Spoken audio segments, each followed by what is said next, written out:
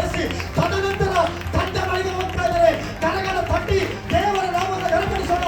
ನಿನ್ನ ಕಣ್ಣೀರನ್ನ ದಾಟಿ ಹೋಗುವ ದೇವರಲ್ಲ, ನಿನ್ನ ಕಣ್ಣೀರನ್ನ ಮಾಡಿಸುವಂತ ದೇವರಾಗಿದ್ದಾನೆ.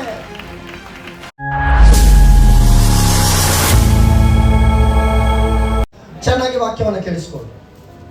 ಮಗ್ದಲದ ಮರಿಯಳು ಆಕೆಯ ಸಂಗಡ ಕೆಲವು ಸ್ತ್ರೀಯರು ಯೇಸುವಿನ ಸಮಾಧಿಯ ಬಳಿಗೆ ಹೋಗ್ತಾ ಇದ್ದಾರೆ. ಎಲ್ಲಿಗೆ ಹೋಗ್ತಾ ಇದ್ದಾರೆ? ಜೊರಗೆ ಎಲ್ಲಿಗೆ ಹೋಗ್ತಾ ಇದ್ದಾರೆ? ಯೇಸುವಿನ ಸಮಾಧಿಯ ಬಳಿಗೆ ಹೋಗ್ತಾ ಇದ್ದಾರೆ. ನೀವು ಕೇಳ್ಬೋದು ಸಮಾಧಿಗೆ ಹೋಗೋದ್ರಲ್ಲಿ ವಿಶೇಷತೆ ಏನಿದೆ ಬ್ರದರ್ ಅಂತ. ಆದ್ರೆ ನಾನು ಹೇಳ್ತೇನೆ, ಈ ಸಮಾಧಿಗೆ ಹೋಗೋದ್ರಲ್ಲಿ ಒಂದು ವಿಶೇಷತೆ ಇದೆ. ಹಲ್ಲೆಲೂಯಾ. ನಾವು ನೋಡುವಂತ ಸಮಾಧಿ ರೀತಿ ಅಲ್ಲ ಈ ಸಮಾಧಿ. ಪ್ರಪಂಚದಲ್ಲಿ ಯಾವ ಸಮಾಧಿಗೂ ಕಾವಲಿಲ್ಲ. ಪ್ರಪಂಚದ ಯಾವ ಸಮಾಧಿಗೂ ದೊಡ್ಡ ಬಂಡೆನ ಉರುಳಾಕೋದಿಲ್ಲ. ಪ್ರಪಂಚದ ಯಾವ ಸಮಾಧಿಗಳಿಗೂ ಸರಪಳಿಗಳಿಂದ ಬಂಧಿಸಲಿಕ್ಕೆ ಸಾಧ್ಯ ಇಲ್ಲ. ಹಾಗಾದ್ರೆ ಯೇಸುವಿನ ಸಮಾಧಿಗೆ ಒಂದು ದೊಡ್ಡ ಬಂಡೆಯನ್ನು ಹಾಕಿ ಸರಪಳಿಗಳನ್ನು ಹಾಕಿ ಸಿಪಾಯಿಗಳನ್ನಿಟ್ಟು ಅಲ್ಲಿ ಕಾವಲಿದಾರಂತಂದ್ರೆ ಇದು ಸಾಧಾರಣವಾದಂತ ಸಮಾಧಿ ಅಲ್ಲ. ಇದೊಂದು ಅಸಾಧಾರಣವಾದಂತ ಸಮಾಧಿ.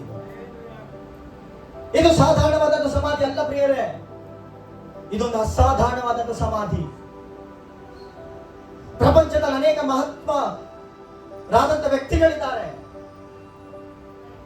ದೊಡ್ಡ ದೊಡ್ಡ ಚಕ್ರಾಧಿಪತಿಗಳ ಸಮಾಧಿಗಳಿದೆ, ದೊಡ್ಡ ದೊಡ್ಡ ಮಹಾತ್ಮರ ಸಮಾಧಿಗಳಿದೆ. ಭಾರತ ದೇಶದಲ್ಲಿ ಸಾಮಾಜಿಕವಾದಂತ ಅನೇಕ ಕೆಲಸಗಳನ್ನು ಮಾಡಿದಂತ ಮಹಾನ್ ವ್ಯಕ್ತಿಗಳ ಸಮಾಧಿ ಇದೆ. ಪ್ರಪಂಚದಲ್ಲಿ ಪ್ರಸಿದ್ಧವಾದಂತ ವ್ಯಕ್ತಿಗಳ ಅನೇಕ ಸಮಾಧಿಗಳಿದೆ. ಅಲ್ಲಿಗೂ ಜನ ಹೋಗ್ತಾರೆ, ಹೋಗಲ್ವಾ? ಅಲ್ಲಿಗೆ ಹೋಗ್ತಾರೆ ಹೋಗಲ್ವಾ? ಹೋಗ್ತಾರೆ. ಆದರೆ ಅಲ್ಲಿಗೆ ಹೋಗೋದು ಸಮಾಧಿಯನ್ನು ನೋಡಕ್ಕೆ, ಇಲ್ಲಿಗೆ ಹೋಗೋದು ತೆರೆಯಲ್ಪಟ್ಟಂತ ಸಮಾಧಿಯನ್ನು ನೋಡುವುದಕ್ಕಾಗಿ. ಅಲ್ಲಿಗೂ ಜನ ಹೋಗ್ತಾರೆ ನಿಜ, ಅಲ್ಲೂ ಸತ್ತ ವ್ಯಕ್ತಿಗಳಿದ್ದಾರೆ ನಿಜ, ಅಲ್ಲೂ ಗೋರಿಗಳಿದೆ ನಿಜ. ಆದರೆ ಯೇಸುವನ್ನ ಇಟ್ಟಂತ ಸಮಾಧಿ ಸಾಧಾರಣವಾದಂತ ಸಮಾಧಿ ಅಲ್ಲ. ಅದು ಪ್ರಪಂಚದಲ್ಲಿ ಎಲ್ಲ ಸಮಾಧಿಗಳು ಮುಚ್ಚಲ್ಪಟ್ಟಿದ್ರೆ ಏಕೈಕ ಸಮಾಧಿ ತೆರೆಯಲ್ಪಟ್ಟದ್ದು ಅದು ಈ ಮಧ್ಯಾಹ್ನದ ಆರಾಧನೆ ಮಾಡ್ತಿರುವಂತ ನಜರೇತಿನ ಯೇಸುವಿನ ಸಮಾಧಿ ಮಾತ್ರವೇ. ಅದೊಂದೇ ಸಮಾಧಿ ತೆರೆಯಲ್ಪಟ್ಟಿರೋದು ಪ್ರಪಂಚದಲ್ಲಿ. ನಾನು ಬೆಳಗ್ಗೆ ರಿಸರ್ಚ್ ಮಾಡ್ತಾ ಇದ್ದೆ, ಯಾರು ಬದುಕಿರುವಂತ ವ್ಯಕ್ತಿ ಇದ್ದಾರೆ ಅಂತ. ನನಗಿರುವಂತ ಕೆಲವು ಡಾಕ್ಯುಮೆಂಟ್ಸ್ ಗಳಲ್ಲಿ ನಾನು ಸರ್ಚ್ ಮಾಡ್ತಾ ಇದ್ದೆ. ಒಬ್ಬ ವ್ಯಕ್ತಿಯನ್ನು ಸಹ ಗೂಗಲ್ ತೋರಿಸ್ತಾ ಇಲ್ಲ, ಒಬ್ಬ ವ್ಯಕ್ತಿಯನ್ನು. ಅವಾಗ ನನಗೆ ಅರ್ಥ ಆಯ್ತು, ಹಾಗಾದ್ರೆ ಈ ಸಮಾಧಿ ಸಾಧಾರಣವಾದಂತ ಸಮಾಧಿ ಅಲ್ಲ. ಹಲ್ಲೆಲೂಯಾ. ಏನ್ ಬ್ರದರ್ ಪುನರುತ್ಥಾನ ದಿನ ಸಮಾಧಿ ಮಾತಾಡ್ಕೊಂಡಿದ್ದೀರಾ ಅಂತ ಅನ್ಕೊಳಕ್ ಹೋಗ್ಬೇಡಿ. ಈ ಸಮಾಧಿಯಿಂದಲೇ ನನ್ನ ಮೆಸೇಜ್ ಸ್ಟಾರ್ಟ್ ಆಗೋದು. ಇದು ಮೆಸೇಜ್ಗೆ ಹೋಗಿಲ್ಲ, ನಿಮ್ಗೆ ಸಿದ್ಧಪಡಿಸ್ಕೊಳ್ತಾ ಇದ್ದೀನಿ. ಹಲ್ಲೆಲೂಯಾ. ಹಾಗಾದ್ರೆ ಈ ಸಮಾಧಿಗೆ ಏನೋ ಒಂದು ವಿಶೇಷತೆ ಇದೆ ಅನ್ನೋದು ನಾನು ನಿಮ್ಗೆ ಮೈಂಡಿಗೆ ತುಂಬಿ ತದನಂತರ ಮೆಸೇಜ್ ಹೋಗ್ತೀನಿ. ಹಾಗಾದ್ರೆ ಈ ಸಮಾಧಿ ಒಳಗೆ ಏನೋ ಒಂದು ವಿಶೇಷತೆ ಇದೆ. ಇದಕ್ಕಿಂತ ಮೊದಲು ನಾನು ಶುಕ್ರವಾರ ಒಂದು ಸಂಗತಿ ಹೇಳ್ಬೇಕಾಗಿತ್ತು, ನಿಮಗೆ ಹೇಳಕ್ ಸಮಯ ಸಿಗ್ಲಿಲ್ಲ ನನಗೆ. ದೈವದಾಸರು ಸಮಯ ಕೊಟ್ಟಿದ್ರು, ಬಟ್ ಆ ಪರಿಶುದ್ಧಾತ್ಮನ ಛಲನೆಯಲ್ಲಿ ನಾನು ಅದನ್ನು ನಿಮ್ಗೆ ಹೇಳಲಿಕ್ಕೆ ಮರ್ತೋಗ್ಬಿಟ್ಟೆ. ಈ ಬಲಿ ಅನ್ನೋದು ಯಾಕೆ ಸಮರ್ಪಿಸ್ತಾರೆ ಹೇಳಿ ನೋಡೋಣ. ಬಲಿ ಅನ್ನೋದು ಯಾಕೆ ಸಮರ್ಪಿಸ್ತಾರೆ ಅಂತಂದ್ರೆ, ಒಂದು ಪಾಪದ ಪರಿಹಾರಕ್ಕಾಗಿ. ಯಾವುದಕ್ಕೆ? ಪಾಪದ ಪರಿಹಾರಕ್ಕಾಗಿ ಬಲಿಯನ್ನ ಸಮರ್ಪಿಸ್ತಾರೆ. ಹಾಗಾದ್ರೆ ಒಂದು ಬಲಿ ದೇವರಿಗೆ ಅಂಗೀಕಾರವಾಗಬೇಕಂತಂದ್ರೆ ಅಲ್ಲಿ ಬೆಂಕಿ ಇಳಿಬೇಕು. ಏನ್ ಇಳಿಬೇಕು? ನನ್ನ ಪ್ರಶ್ನೆ, ಯೇಸುವಿನ ಮೇಲೆ ಬೆಂಕಿ ಇಳಿತಾ ಶಿಲುಬೆಯಲ್ಲಿ? ಮತ್ತೆ ಅದನ್ನ ನಾವು ಬಲಿ ಅಂತ ಹೆಂಗ್ ಕನ್ಸಿಡರ್ ಮಾಡಬೇಕಾಗುತ್ತೆ? ನಾನು ನಿಮ್ಮನ್ನ ತುಂಬಾ ಕನ್ಫ್ಯೂಸ್ ಮಾಡಕ್ ನನಗೆ ಇಷ್ಟ ಇಲ್ಲ.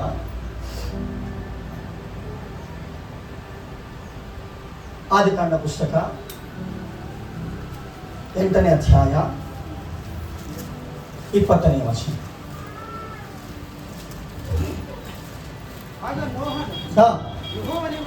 ಯೆಹೋವನಿಗೋಸ್ಕರ ಅರ್ಥ ಮಾಡ್ಕೊಳ್ಳಿ, ಒಂದು ಯಜ್ಞವೇದಿಯನ್ನ ಮಾಡಿ ಅದರ ಮೇಲೆ ಶುದ್ಧವಾದ ಎಲ್ಲ ಪಶು ಪಕ್ಷಿ ಜಾತಿಗಳನ್ನು ಏನ್ ಮಾಡಿದ್ರಂತೆ? ಜೋರಗಳ ಬಗ್ಗೆ ಏನ್ ಮಾಡಿದ್ರಂತೆ? ಹಾಗಾದ್ರೆ ಈ ಬಲಿ ಸರ್ವಾಂಗ ಹೋಮ ಆಗಿದೆ ಅಂದ್ರೆ ಅರ್ಥ ಏನು? ಇದು ಸುಡಲ್ಪಟ್ಟಿದೆ ಅಂತ ಅರ್ಥ. ಇದು ಸರ್ವಾಂಗ ಹೋಮ ಆಗಿದೆ ಅಂದ್ರೆ ಅರ್ಥ ಏನು? ಜೋರಾಗಿ ಹೇಳ್ಬೇಕೇನು? ನನ್ನ ಪ್ರಶ್ನೆ, ಯೇಸು ಸುಡಲ್ಪಟ್ರ? ಮತ್ತೆ ಅದನ್ನ ನಾವು ಬಲಿ ಅಂತ ಹೆಂಗ್ ಕನ್ಸಿಡರ್ ಮಾಡಕ್ಕಾಗುತ್ತೆ? ಹೆಂಗ್ ಒಪ್ಕೊಳಕ್ಕಾಗುತ್ತೆ ಅದನ್ನ ಬಲಿ ಅಂತ? ನಾನು ಹೇಳ್ತಿರೋ ಮಾತಲ್ಲ, ಬೇಕಾದ್ರೆ ನೀವು ಓದ್ ನೋಡ್ರಿ, ಯೆಶಾಯನು ಬರೆದಂತ ಪ್ರವಾದನ ಗ್ರಂಥ 53ನೇ ಅಧ್ಯಾಯ 10ನೇ ವಚನವನ್ನು ಓದೋಣ.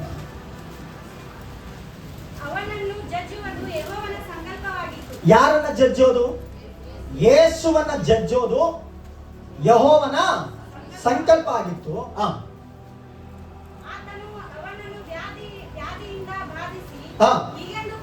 ಈಗಂದುಕೊಂಡನು ಇವನು ತನ್ನ ಆತ್ಮವನ್ನು ಪ್ರಾಯಶ್ಚಿತ ಯಜ್ಞಕ್ಕಾಗಿ, ಅಂದ್ರೆ ಯಜ್ಞವಾಗಬೇಕು. ಯೇಸು ಏನಾಗ್ಬೇಕು? ಯಜ್ಞ ಆಗ್ಬೇಕು.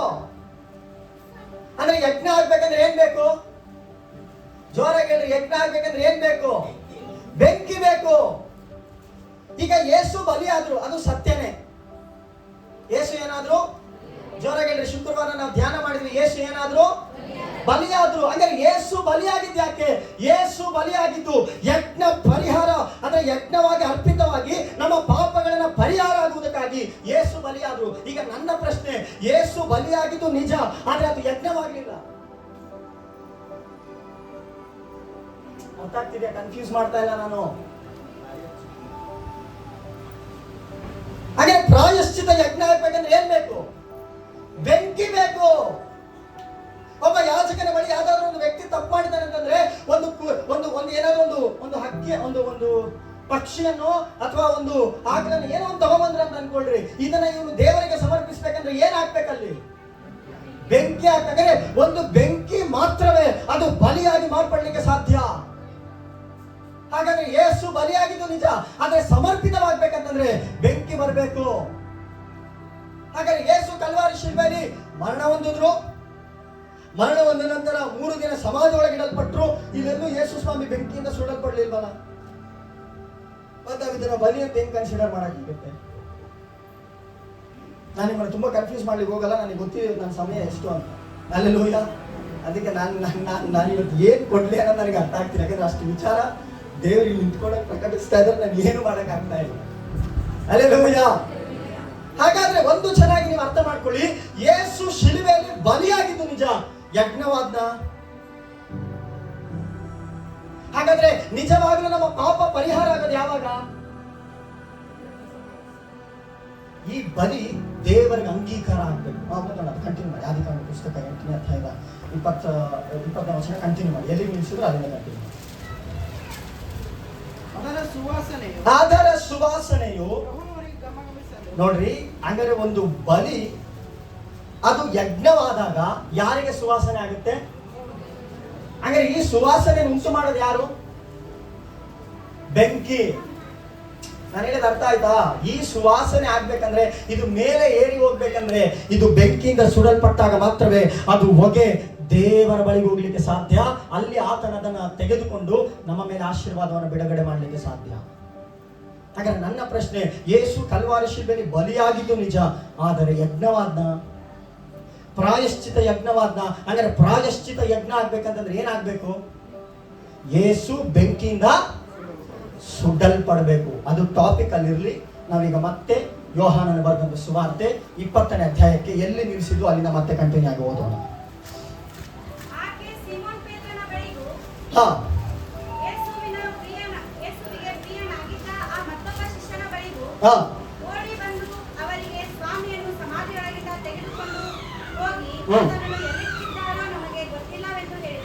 ಗೊತ್ತಿಲ್ಲ ಅಂತ ಹೇಳಿದ್ರು. ಓಕೆ, ಓದು.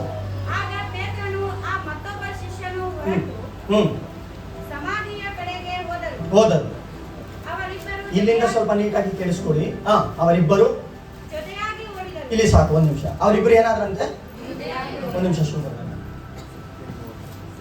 ಏನಾಗಿದ್ದಾರಂತೆ ಅರ್ಥ ಮಾಡ್ಕೊಳ್ಳಿ. ಅಂದ್ರೆ ನನ್ನ ಕಾಲು ಶಿವ ಬ್ರದರ್ ಕಾಲು ಒಂದೇ ಇದೆ ನೋಡಿ. ಇಲ್ಲೊಂದು ಆತ್ಮಿಕ ರಹಸ್ಯ ಇದೆ, ಚೆನ್ನಾಗಿ ನೋಡಿ. ಇಬ್ರು ಏನಾಗಿದ್ದಾರೆ? ಜೊತೆಯಾಗಿದ್ದಾರೆ. Okay okay, next continue.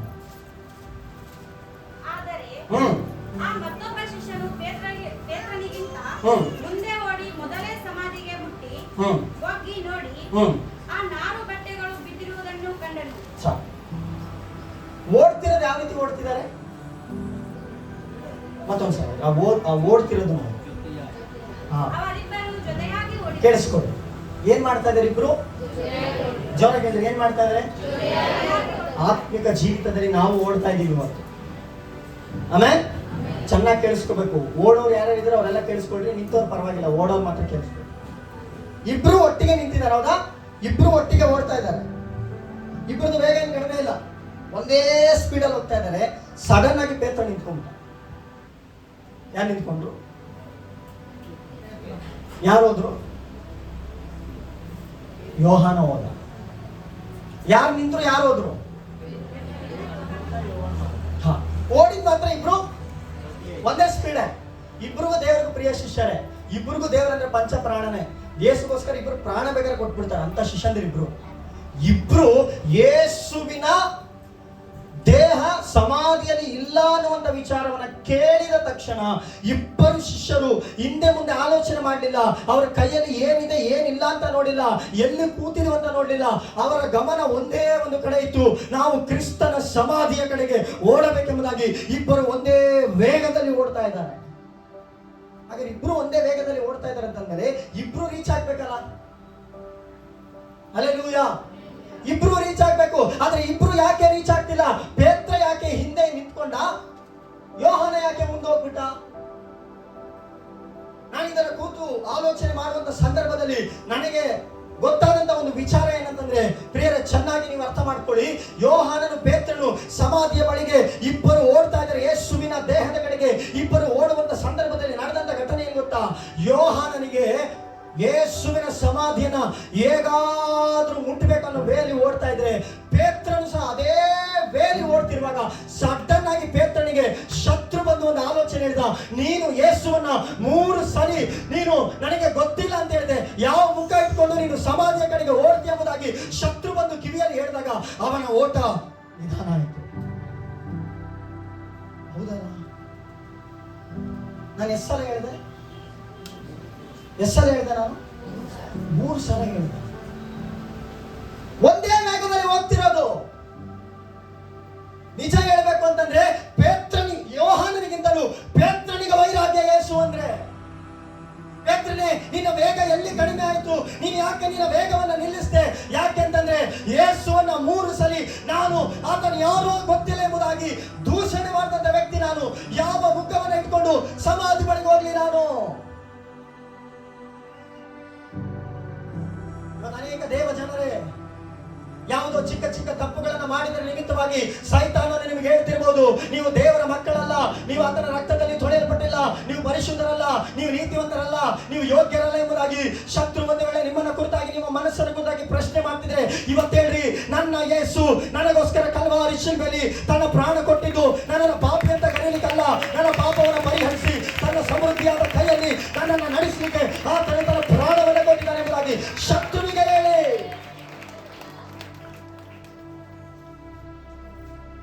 ಪೇತ್ರನಿಗೆ ಅರ್ಥ ಆಗ್ತಿಲ್ಲ.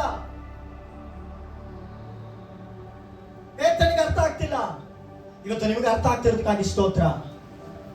ಹಲ್ಲೆಲೂಯಾ.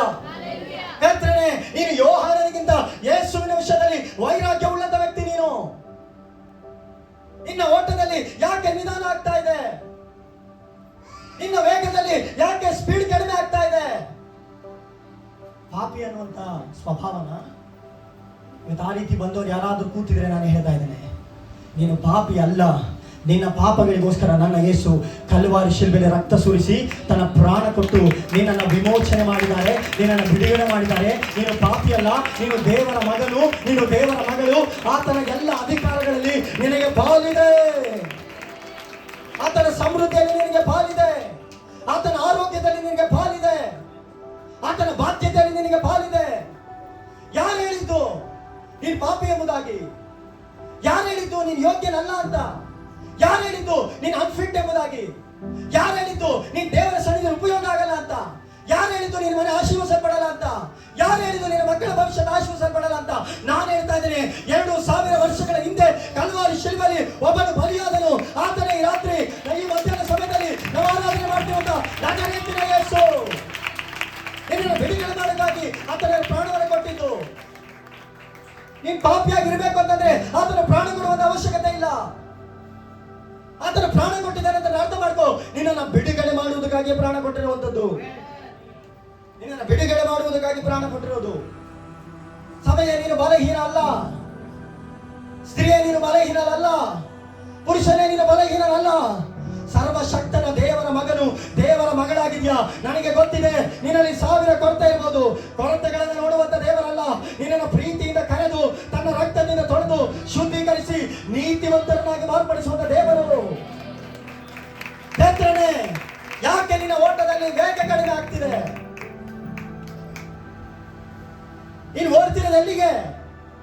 ಕ್ರಿಸ್ತನ ಕಡೆಗೆ ಓಡ್ತಾ ಇದ್ದೆ, ನಾವೆಲ್ಲಿಗೆ ಓಡ್ತಾ ಇದ್ದೀವಿ? ಕ್ರಿಸ್ತನ ಕಡೆಗೆ ತಾನೇ ನಾವು ಓಡ್ತಾ ಇರೋದು. ಯಾಕೆ ಕೆಲವು ಸಂದರ್ಭದಲ್ಲಿ ನಮ್ಮ ಪ್ರಾರ್ಥನೆ ವೇಗ ಕಡಿಮೆ ಆಗ್ತಾ ಇದೆ? ಯಾಕೆ ನಮ್ಮ ಸೇವೆಯ ವೇಗ ಕಡಿಮೆ ಆಗ್ತಾ ಇದೆ? ಯಾಕೆ ನಮ್ಮ ಆತ್ಮೀಯ ಜೀವಿತದ ವೇಗ ಕಡಿಮೆ ಆಗ್ತಿದೆ? ಎಲ್ಲೋ ಯಾವುದೋ ತಪ್ಪುಗಳನ್ನ ಶತ್ರು ಪುನಃ ಜ್ಞಾಪಕಕ್ಕೆ ತಂದು ನೀನು ಅನ್ಫಿಟ್ ಅಂತ ತೋರಿಸ್ತಾ ಇದ್ದಾನಲ್ಲ. ಇವತ್ತೇಳು, ಯೇಸು ರಕ್ತದಲ್ಲಿ ನಾನು ತೊಳೆಯಲ್ಪಟ್ಟಿದ್ದೇನೆ. ಯೇಸು ರಕ್ತದಲ್ಲಿ ನಾನು ತೊಳೆಯಲ್ಪಟ್ಟಿದ್ದೇನೆ. ಹಲ್ಲೆಲೂಯಾ. ನಾನು ಸಾಧಾರಣವಾದವನಲ್ಲ ಅಂತ ಹೇಳಿ, ನಾನು ಅಸಾಧಾರಣವಾದವನು ಅಂತ ಹೇಳಿ, ನನ್ನ ದೇವರು ಕೊರತೆಗಳನ್ನು ನೋಡುವನಲ್ಲ ಅಂತ ಹೇಳಿ. ಅವನ ಅಪ್ಪ ಮಗ ತಪ್ಪು ಮಾಡಿದ್ರೆ ತಿದ್ದುತ್ತಾನೆ, ಸರಿಪಡಿಸ್ತಾನೆ, ಪುನಃ ಅಧಿಕಾರದಲ್ಲಿ ನಿಲ್ಲಿಸ್ತಾನೆ, ಪುನಃ ನೀನು ಕಳ್ಕೊಂಡ ಸ್ಥಾನದಲ್ಲಿ ನಿಲ್ಲಿಸ್ತಾನೆ. ತಳ್ಳಿ ಬಿಡುವಂತ ದೇವರಲ್ಲ. ಪೇತ್ರನೇ, ನೀನು ಅನ್ಕೊಂಡಿರ್ಬೋದು, ಓ ನಾನು ಯೋಗ್ಯನಲ್ಲ ಅಂತ. ಇಲ್ಲ ಇಲ್ಲ, ನಿನಗೊಂದು ಗೊತ್ತಿಲ್ಲ. ನೀನೇ 3000 ಜನರನ್ನ ರಕ್ಷಣೆಗೆ ತರುವಂತ ಒಬ್ಬ ಅಭಿಷಕ್ತನ ಮೂಲಕ ನೀನು ಮರ್ತೋಗ್ತಾ ಇದೆಯಾ? ಮರ್ತೋಗ್ತಿದ್ಯಾ ಪೇತ್ರನೇ? ಶತ್ರು ನಿಮ್ಮ ವೇಗವನ್ನು ಯಾಕೆ ತಡಿತಾನೆ ಗೊತ್ತಾ? ಅವನಿಗೆ ಚೆನ್ನಾಗಿ ಗೊತ್ತು, ನೀನು ಓಡಿದ್ರೆ ನರಕದಿಂದ ಜನರನ್ನ ಹೊರಗೆ ತೆಗೆದುಕೊಂಡು ಬರ್ತೀಯ. ಅವನಿಗೆ ಚೆನ್ನಾಗಿ ಗೊತ್ತದು. ನೀನು ಪ್ರಾರ್ಥನೆ ಮಾಡಿದ್ರೆ ಎಷ್ಟೋ ಜನ ನರಕದಿಂದ ಬಿಡುಗಡೆ ಆಗ್ತಾರೆ ಅಂತ ಅವನಿಗೆ ಚೆನ್ನಾಗಿ ಗೊತ್ತು. ನೀನು ಪ್ರಾರ್ಥನೆ ಮಾಡಿದ್ರೆ ನಿನ್ನ ಕುಟುಂಬ ಬಿಡುಗಡೆ ಆಗುತ್ತೆ ಅಂತ ಅವನಿಗೆ ಚೆನ್ನಾಗಿ ಗೊತ್ತು. ನೀನು ಆತ್ಮಿಕ ಜೀವಿತದಲ್ಲಿ ಬೆಳೆದ್ರೆ ದೇವರ ಅದ್ಭುತಗಳನ್ನ ಕಣ್ಣಾರೆ ನೀನು ಕಾಣ್ತೀಯ ಅಂತ ಅವನಿಗೆ ಚೆನ್ನಾಗಿ ಗೊತ್ತು. ಅದಕ್ಕೆ ನಿನ್ನ ವೇಗವನ್ನ ಕಡಿವಾಳ ಹಾಕ್ತಾನೆ.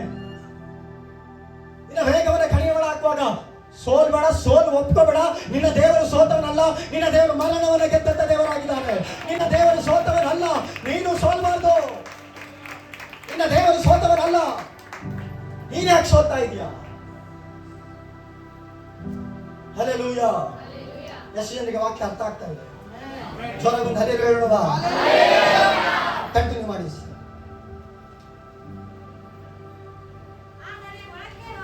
ಹಾ, ಸೀಮೋನ್ ಪೇತ್ರನು ಅವನ ಹಿಂದೆ ಬಂದು ಹಾ, ಸಮಾಧಿಯೊಳಕ್ಕೆ ಹೋಗಿ ಹಾ, ಆ 4 ಬಟ್ಟೆಗಳು ಬಿದ್ದಿರುವುದನ್ನು, ಆತನ ತಲೆಯ ಮೇಲಿದ್ದ ಕೈಪಾವುಡವು ಆ 4 ಬಟ್ಟೆಗಳ ಕೂಡ ಇರದೆ ಸುತ್ತಿ ಒಂದು ಕಡೆಯಲ್ಲಿ ಬೇರೆ ಇರುವುದನ್ನು ನೋಡಿದನು. ಆಗ ಸಮಾಧಿಯ ಬಳಿಗೆ ಮೊದಲು ಬಂದಿದ್ದ ಆ ಮತ್ತೊಬ್ಬ ಶಿಷ್ಯನು ಸಹ ಒಳಕ್ಕೆ ಹೋಗಿ ನೋಡಿ. ಸಾಕು. ಅಲ್ಲಿ ಬಟ್ಟೆಗಳು ಯಾಕೆ ಸುತ್ತಿ ಬಿದ್ದಿದೆ ಗೊತ್ತಾ ನಿಮ್ಗೆ? ಹಲ್ಲೆಲೂಯಾ. ಯಾಕೆ ಬಟ್ಟೆಗಳಲ್ಲಿ ಬಿದ್ದಿದೆ ಹೇಳಿ? ಹೇಳಿ, ನಿಮಗೆ ಏನನ್ಸುತ್ತೆ ಹೇಳಿ? ಬಟ್ಟೆ ಯಾಕಿದೆ? ಯೇಸು ಏನಾಗಿದ್ದಾರೆ? ಜ್ವರಗೆಲ್ರು ಏನಾಗಿದ್ದಾರೆ? ಹಾ, ಅವನ ದೇಹ ಏನಾಗಿದೆ? ಬದಲಾಗಿದೆ. ದೇಹ ಏನಾಗಿದೆ? ಇನ್ನ ಬದಲಾದಂತ ದೇಹಕ್ಕೆ ವಸ್ತ್ರ ಬೇಡ. ಆದರೆ ವಸ್ತ್ರ ಯಾಕೆ ಅಲ್ಲಿ ಇಡಲ್ಪಟ್ಟಿದೆ ಅಂದ್ರೆ, ನಾವು ಪುನಃ ಆದಿಕಾಂಡಕ್ಕೆ ಹೋಗ್ಬೇಕು. ಎಲ್ಲಿಗೆ ಹೋಗ್ಬೇಕು? ಹೋಗೋಣ ಆದಿಕಾಂಡಕ್ಕೆ. ಆದಿಕಾಂಡ ಪುಸ್ತಕ 3ನೇ ಅಧ್ಯಾಯ 8ನೇ ವಚನ. ತರುವಾಯ ಯೆಹೋವ ದೇವರು ಹಾ, ಸಂಜೆಯ ತಂಗಾಳಿಯಲ್ಲಿ ತೋಟದೊಳಗೆ ಸಂಚರಿಸುತ್ತಿರುವಾಗ ಆ ಸ್ತ್ರೀ ಪುರುಷರು ಆತನ ಸಪ್ಪಳವನ್ನು ಕೇಳಿ ಆತನಿಗೆ ಕಾಣಿಸಬಾರದೆಂದು ತೋಟದ ಮರಗಳ ಹಿಂದೆ ಅಡಗಿಕೊಂಡರು. ಯಾಕೆ? ಹಾ, ಕಂಟಿನ್ಯೂ ಮಾಡಿ. ಹಾ, ಹಾ, ಕೂಗಿ ಕೇಳಲು ಅವನು ನೀನು ತೋಟದಲ್ಲಿ ಸಂಚರಿಸುವ ಸಪ್ಪಳವನ್ನು ಕೇಳಿ, ಓ ಏನಾಗಿದ್ದೀನಿ ನಾನು? ಜೊರಗೆಡ್ರಿ ಏನಾಗಿದ್ದೀನಿ? ನನ್ನ ಪ್ರಶ್ನೆ, ನಿನಗೆ ಬೆತ್ತಲೆ ಆಗಿದೆ ಅಂತ ನಿನಗೆ ದೇವರು ಹೇಳಿದ್ರ? ಅರ್ಥ ಆಗ್ತಿಲ್ಲ ನಿಮ್ಗೆ ಸಭೆಗೆ. ನೀನ್ ಬೆತ್ತಲೆ ಆದಾಮನೇ ನೀನು ಬೆತ್ತಲೆ ಆಗಿದೆ ಅಂತ ದೇವರು ಬಂದು ನಿನಗೆ ಹೇಳಿದ್ರ? ನೀನ್ ತಪ್ಪು ಮಾಡಿದ್ಯಾ ಅಂತ ದೇವ್ರು ಬಂದು ನಿನ್ನ ದೂಷಿಸ್ತಾ ಇದ್ದಾರ? ನೀನ್ ತಪ್ಪು ಮಾಡಿದ್ಯಾ ಅಂತ ಹೇಳ್ತಾ ಇದ್ದಾರ? ನೀನ್ ಸರಿ ಇಲ್ಲ ಅಂತ ಹೇಳ್ತಾ ಇದ್ದಾರ? ಮತ್ತೆ ಯಾಕೆ ಅಡುಕೊಳ್ತಾ ಇದ್ದೀರ? ಯಾಕೆ ಬಚ್ಚಿಟ್ಕೊಳ್ತಾ ಇದ್ದೀರ? ಅಪ್ಪನ ಮುಂದೆ ಧೈರ್ಯವಾಗಿ ಬನ್ನಿ. ಅಪ್ಪ ನಿಮ್ಮ ಕೊರತೆಗಳನ್ನು ನೋಡುವಂತ ಅಪ್ಪನಲ್ಲ, ನಿಮ್ಮ ಬಲಹೀನತೆಗಳನ್ನು ನೋಡುವಂತ ಅಪ್ಪನಲ್ಲ. ಆದಾಮನೇ ನಿಜ ನಿನ್ ಬೆತ್ತಲೆ ಆಗಿದೆ, ಇಲ್ಲ ಅಂತ ನಾನು ಹೇಳಲ್ಲ. ನಿನಗೆ ಹೇಳ್ದವ್ರು ಯಾರೋ? ಹೇಳ್ದವ್ರು ಯಾರು ನಿನಗೆ? ಸಡನ್ ಯಾವ್ದಾದ್ರು ಒಂದು ಜವಾಬ್ದಾರಿ ಕೊಟ್ಟಿರ್ತಾರೆ ಅಭಿಷಕ್ತರು, ಹೌದಾ? ಇಲ್ಲ, ಸಡನ್ ಆಗಿ ನಿಲ್ಸ್ಕೊಳ್ತಾರೆ. ಯಾಕೆ? ಏನೋ ಬಿಡು, ಅವ್ರಿಗೆ ಕೊಡಕ್ ಮನ್ಸಿಲ್ಲ. ನಿನಗೆ ಯಾರು ಹೇಳಿದ್ರು ಕೊಡಕ್ ಮನ್ಸಿಲ್ಲ ಅಂತ? ಈ ಸ್ವಭಾವ ಎಲ್ಲಿಂದ ಬಂತು ಗೊತ್ತಾ? ಆ ಪ್ರಾರಂಭದಿಂದಲೇ ಬಂತು ಈ ಸ್ವಭಾವ. ಆದಾಮ ನಿನಗೆ ಹೇಳ್ದವ್ರು ಯಾರಪ್ಪ ಬೆತ್ತಲೆ ಆಗಿದೆ ಅಂತ? ಏನ್ ದೇವ್ರು ಹೇಳಿದ್ರ? ಹಂಗಾರೆ ನಿನಗೆ ನೀನೇ ಬ್ಲೈಮ್ ಮಾಡ್ಕೊಳ್ತಾ ಇದೀಯಾ, ಓಡ್ತಾ ಇಲ್ಲ ನೀನು. ನಿನ್ ಕೆಲಸ ಏನು? ತೋಟವನ್ನ ಕಾಯ್ಬೇಕಾಗಿತ್ತು, ವ್ಯವಸಾಯ ಮಾಡ್ಬೇಕು. ನಾನು ಏನ್ ಮಾಡ್ಬೇಕು? ನೀನು ಓಡುವಂತ ವ್ಯಕ್ತಿ ಆಗಿದೆ. ಯಾಕೆ ಸಡನ್ ಆಗಿ ನಿಂತ್ಕೊಂಡೆ? ನೀನ್ ಅನ್ಕೊಳ್ತಾ ಇದ್ದೆ ನಿನಗೆ ನೀನೇ ಪಾಪಿ ಅಂತ. ದೇವ್ರು ಹೇಳಿಲ್ಲಪ್ಪ ನೀನ್ ಪಾಪಿ ಅಂತ. ಯಥಾರ್ಥವಾಗಿ ಹೌದು ದೇವರೇ, ಅಣ್ಣನ ತಿಂದ ಕ್ಷಮಿಸು ಅಂತ ಒಂದು ಮಾತು ಕೇಳಿದಿದ್ರೆ ಇವತ್ತು ಆದಿಕಾಂಡ ಪುಸ್ತಕದ ಚರಿತ್ರೆನೇ ಬದಲಾಗ್ತಿತ್ತಲ್ಲಪ್ಪ. ಹಲ್ಲೆಲೂಯಾ. ನನ್ನ ಮಾತುಗಳು ಹೀಗೆ ಇರುತ್ತೆ, ತಪ್ಪಾಗಿ ತಿಳ್ಕೋಬೇಡಿ. ಚರಿತ್ರೆನೇ ಬದಲಾಗದಲ್ಲ. ನಿನ್ನ ಒಂದೇ ಒಂದು ಪಶ್ಚಾತ್ತಾಪ ಚರಿತ್ರೆನ ಬದಲು ಮಾಡ್ತಿತ್ತಲ್ಲ. ಯಾಕೆ ಒಂದು ಪಶ್ಚಾತ್ತಾಪವನ್ನು ಪಡೆದ ಮನಸ್ಸು ಯಾಕೆ ಬರ್ತಾ ಇಲ್ಲ ನಿನಗೆ? ದೇವರ ಮುಂದೆ ಪಶ್ಚಾತ್ತಾಪದ ಪಡೆದಿರೋ ಮನಸ್ಸು ನಿನಗಿಲ್ದೆ ಹೋದ್ರೆ ನಾನು ಹೇಳ್ತಾ ಇದ್ದೇನೆ, ನೀವು ನಿಲ್ಲೋದು ಮರಣದ ಬಾಗಿಲತ್ರ. ಪಶ್ಚಾತ್ತಾಪದ ಹೃದಯ ಇರಲಿ. ತಪ್ಪು ಮಾಡಿದಾಗ ಯಥಾರ್ಥವಾಗಿ ಅಪ್ಪನ ಮುಂದೆ ಒಪ್ಕೊಳ್ಳಿ. ಅಪ್ಪ, ನಾನು ಈ ತಪ್ಪು ಮಾಡಿದ್ದೀನಿ ನಿಜ, ಆದ್ರೂ ನೀನು ಕನಿಕರಿಸುವಂತ ದೇವರಲ್ವಾ? ದಾನಿಯೇಲ 9:9 ಒಬ್ರು ಓದ್ರಿ, ಬೇಗ ಓದ್ಬೇಕು. ದಾನಿಯೇಲ 9, ನನಗೆ ಟೈಮ್ ಇಲ್ಲ. ದಾನಿಯೇಲ 9:9 ಒಬ್ರು ಓದ್ರಿ. ಕೀರ್ತನೆ 103:12 ಒಬ್ರು ಓದ್ರಿ. ಯೆಶಾಯ 1:18 ಒಬ್ರು ಓದ್ರಿ. ಪಟ್ ಪಟ್ ಪಟ್ ಪಟ್ ಅಂತ ಓದ್ಬೇಕು. ಕರ್ತನ ಆದಂತ ನಮ್ಮ ದೇವರು, ಕೇಳಿಸ್ಕೊಳ್ಳಿ, ನಮ್ಮ ದೇವರು ಕರುಣಿಸುವವರು. ಸಾಕು ಗೊತ್ತ. ನಮ್ಮ ದೇವರು ಯಾರು? ಜೋರಾಗಿ ನಮ್ಮ ದೇವರು ಯಾರು? ಕರುಣಿಸುವವರು. ಇಂಥ ಸ್ವಭಾವ ಇರುವಂತ ದೇವನ ಆದಾಮನೇ ನೀನು ಹೆಂಗಪ್ಪ ತಿಳ್ಕೊಂಡಿದ್ದೆ ಕಠಿಣವಾದವನು ಅಂತ. ಮತ್ತೊಂದ್ಸಲ ಓದು. ಕರ್ತನಾದಂತ ನನ್ನ ನಿನ್ನ ದೇವರು ಕರುಣಿಸುವವನು, ಕ್ಷಮಿಸುವವನು ಆಗಿದ್ದಾನೆ. ಕೀರ್ತನೆ 103:12, ಯೆಶಾಯ 1:15. ಪೂರ್ವಕ್ಕೂ ಪಶ್ಚಿಮಕ್ಕೂ ಎಷ್ಟು ದೂರವೋ ನಮ್ಮ ದ್ರೋಹಗಳನ್ನು ನಮ್ಮಿಂದ ತೆಗೆದು. ಇಂಥ ದೇವರ್ರಿ ನಮ್ಮ ದೇವರು. ಯೆಶಾಯ 1:18, ಬನ್ನಿರಿ ವಾದಿಸುವ ಎಂದು ಯೆಹೋವನು ಅನ್ನುತ್ತಾನೆ. ನಿಮ್ಮ ಪಾಪಗಳು ಕಡು ಕೆಂಪಾಗಿದ್ದರು. ಕರಗಳ ತಟ್ಟಿ ದೇವರ ನಾಮವನ್ನು ಘನಪಡಿಸೋಣ. ನಿನ್ನ ಪಾಪಗಳು ಕಡು ಕೆಂಪಾಗಿದ್ದರು ಹಿಮದಂತೆ ಮಾರ್ಪಡಿಸ್ತಾನೆ. ಯಾವಾಗ? ನೀನು ಪಶ್ಚಾತ್ತಾಪ ಪಡುವಾಗ. ಒಂದು ಪಶ್ಚಾತ್ತಾಪ ನಿನ್ನ ಚರಿತ್ರೆಯನ್ನು ಮಾರ್ಪಡಿಸುತ್ತೆ. ಪುನರುತ್ಥಾನವನ್ನು ನೀನು ಯಾವಾಗ ಅನುಭವಿಸ್ತೇವೆ ಗೊತ್ತಾ? ಮಾನಸಾಂತರ ಹೊಂದಿದಾಗ. ನಾನು ಕಡೆದಾಗ ಬರ್ತೀನಿ. ಪುನರುತ್ಥಾನ ಶಕ್ತಿ ಇನ್ನೂ ಎಂಟ್ರೇ ಆಗಿಲ್ಲ. ನಾನು ಬರ್ತೀನಿ. ನನಗೆ ನೀವು ಯಾರು ಚೇರ್ ಮೇಲೆ ಕೂರಲ್ಲ. ಹಲ್ಲೆಲೂಯಾ. ಅಲ್ಲಿ ಇನ್ನೂ ಬಂದಿಲ್ಲ, ಸಿದ್ಧತೆ ಮಾಡ್ಕೊಂಡೆ ಹೋಗ್ತಾ ಇದ್ದೀನಿ ನಿಮ್ಮನ್ನು.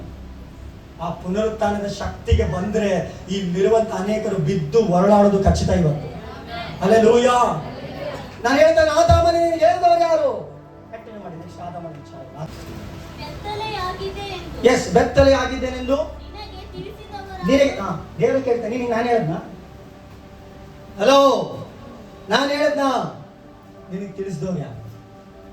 ಇವತ್ತು ನಾನು ಸಭೆ ಕೇಳ್ತಾ ಇದ್ದೀನಿ. ಕೊಟ್ಟ ಜವಾಬ್ದಾರಿಯಲ್ಲಿ ಇದ್ದೀರಾ ಅಥವಾ ಮರದಿಂದ ಬಚ್ಚಿಟ್ಕೊಳ್ತಾ ಇದ್ದೀರಾ? ಹಲೋ, ಸಭೆಯೇ ಇದ್ದೀರಾ? ವಾಕ್ಯ ಅರ್ಥ ಆಗದೆ ಇರೋರು ಜೋರಾಗಿ ಒಂದು ಅಲೆಯಲ್ಲಿ ಹೇಳ್ರಿ. ಎಷ್ಟು ಅಲರ್ಟ್ ಆಗಿಬಿಟ್ಟಿದ್ದಾರೆ. ದೇವರೇ ಎಷ್ಟು. ಹಲ್ಲೆಲೂಯಾ. ಓದೋಣ ಸಿಸ್ಟರ್. ಎಂದು ಅಡಗಿಕೊಂಡ. ನಿನಗೆ ಯಾರು ಹೇಳಿದ್ರಪ್ಪ? ನೀನು ಆಗಿದೆ ಅಂತ ಯಾರು ಹೇಳಿದ್ರು? ನಿನಗೆ ನೀನೇ ಡಿಕ್ಲೇರ್ ಮಾಡ್ಕೊಂತೀಯ. ನಿನಗೆ ದೇವರನ್ನ ಸರಿಯಾಗಿ ಅರ್ಥ ಮಾಡ್ಕೊಳ್ಳೋ ಮನಸ್ಸು ಬರ್ತಾ ಇಲ್ಲ ನಿನಗೆ. ದಾನಿಯೇಲ ಎಷ್ಟು ಚೆನ್ನಾಗಿ ಹೇಳ್ತಾನೆ, ನನ್ನ ದೇವರು ಯಾರು? ಕರುಣಿಸುವವನು ಕ್ಷಮಿಸುವವನು. ಈ ಸ್ವಭಾವವುಳ್ಳ ದೇವರು. ಹಲ್ಲೆಲೂಯಾ. ನೆಕ್ಸ್ಟ್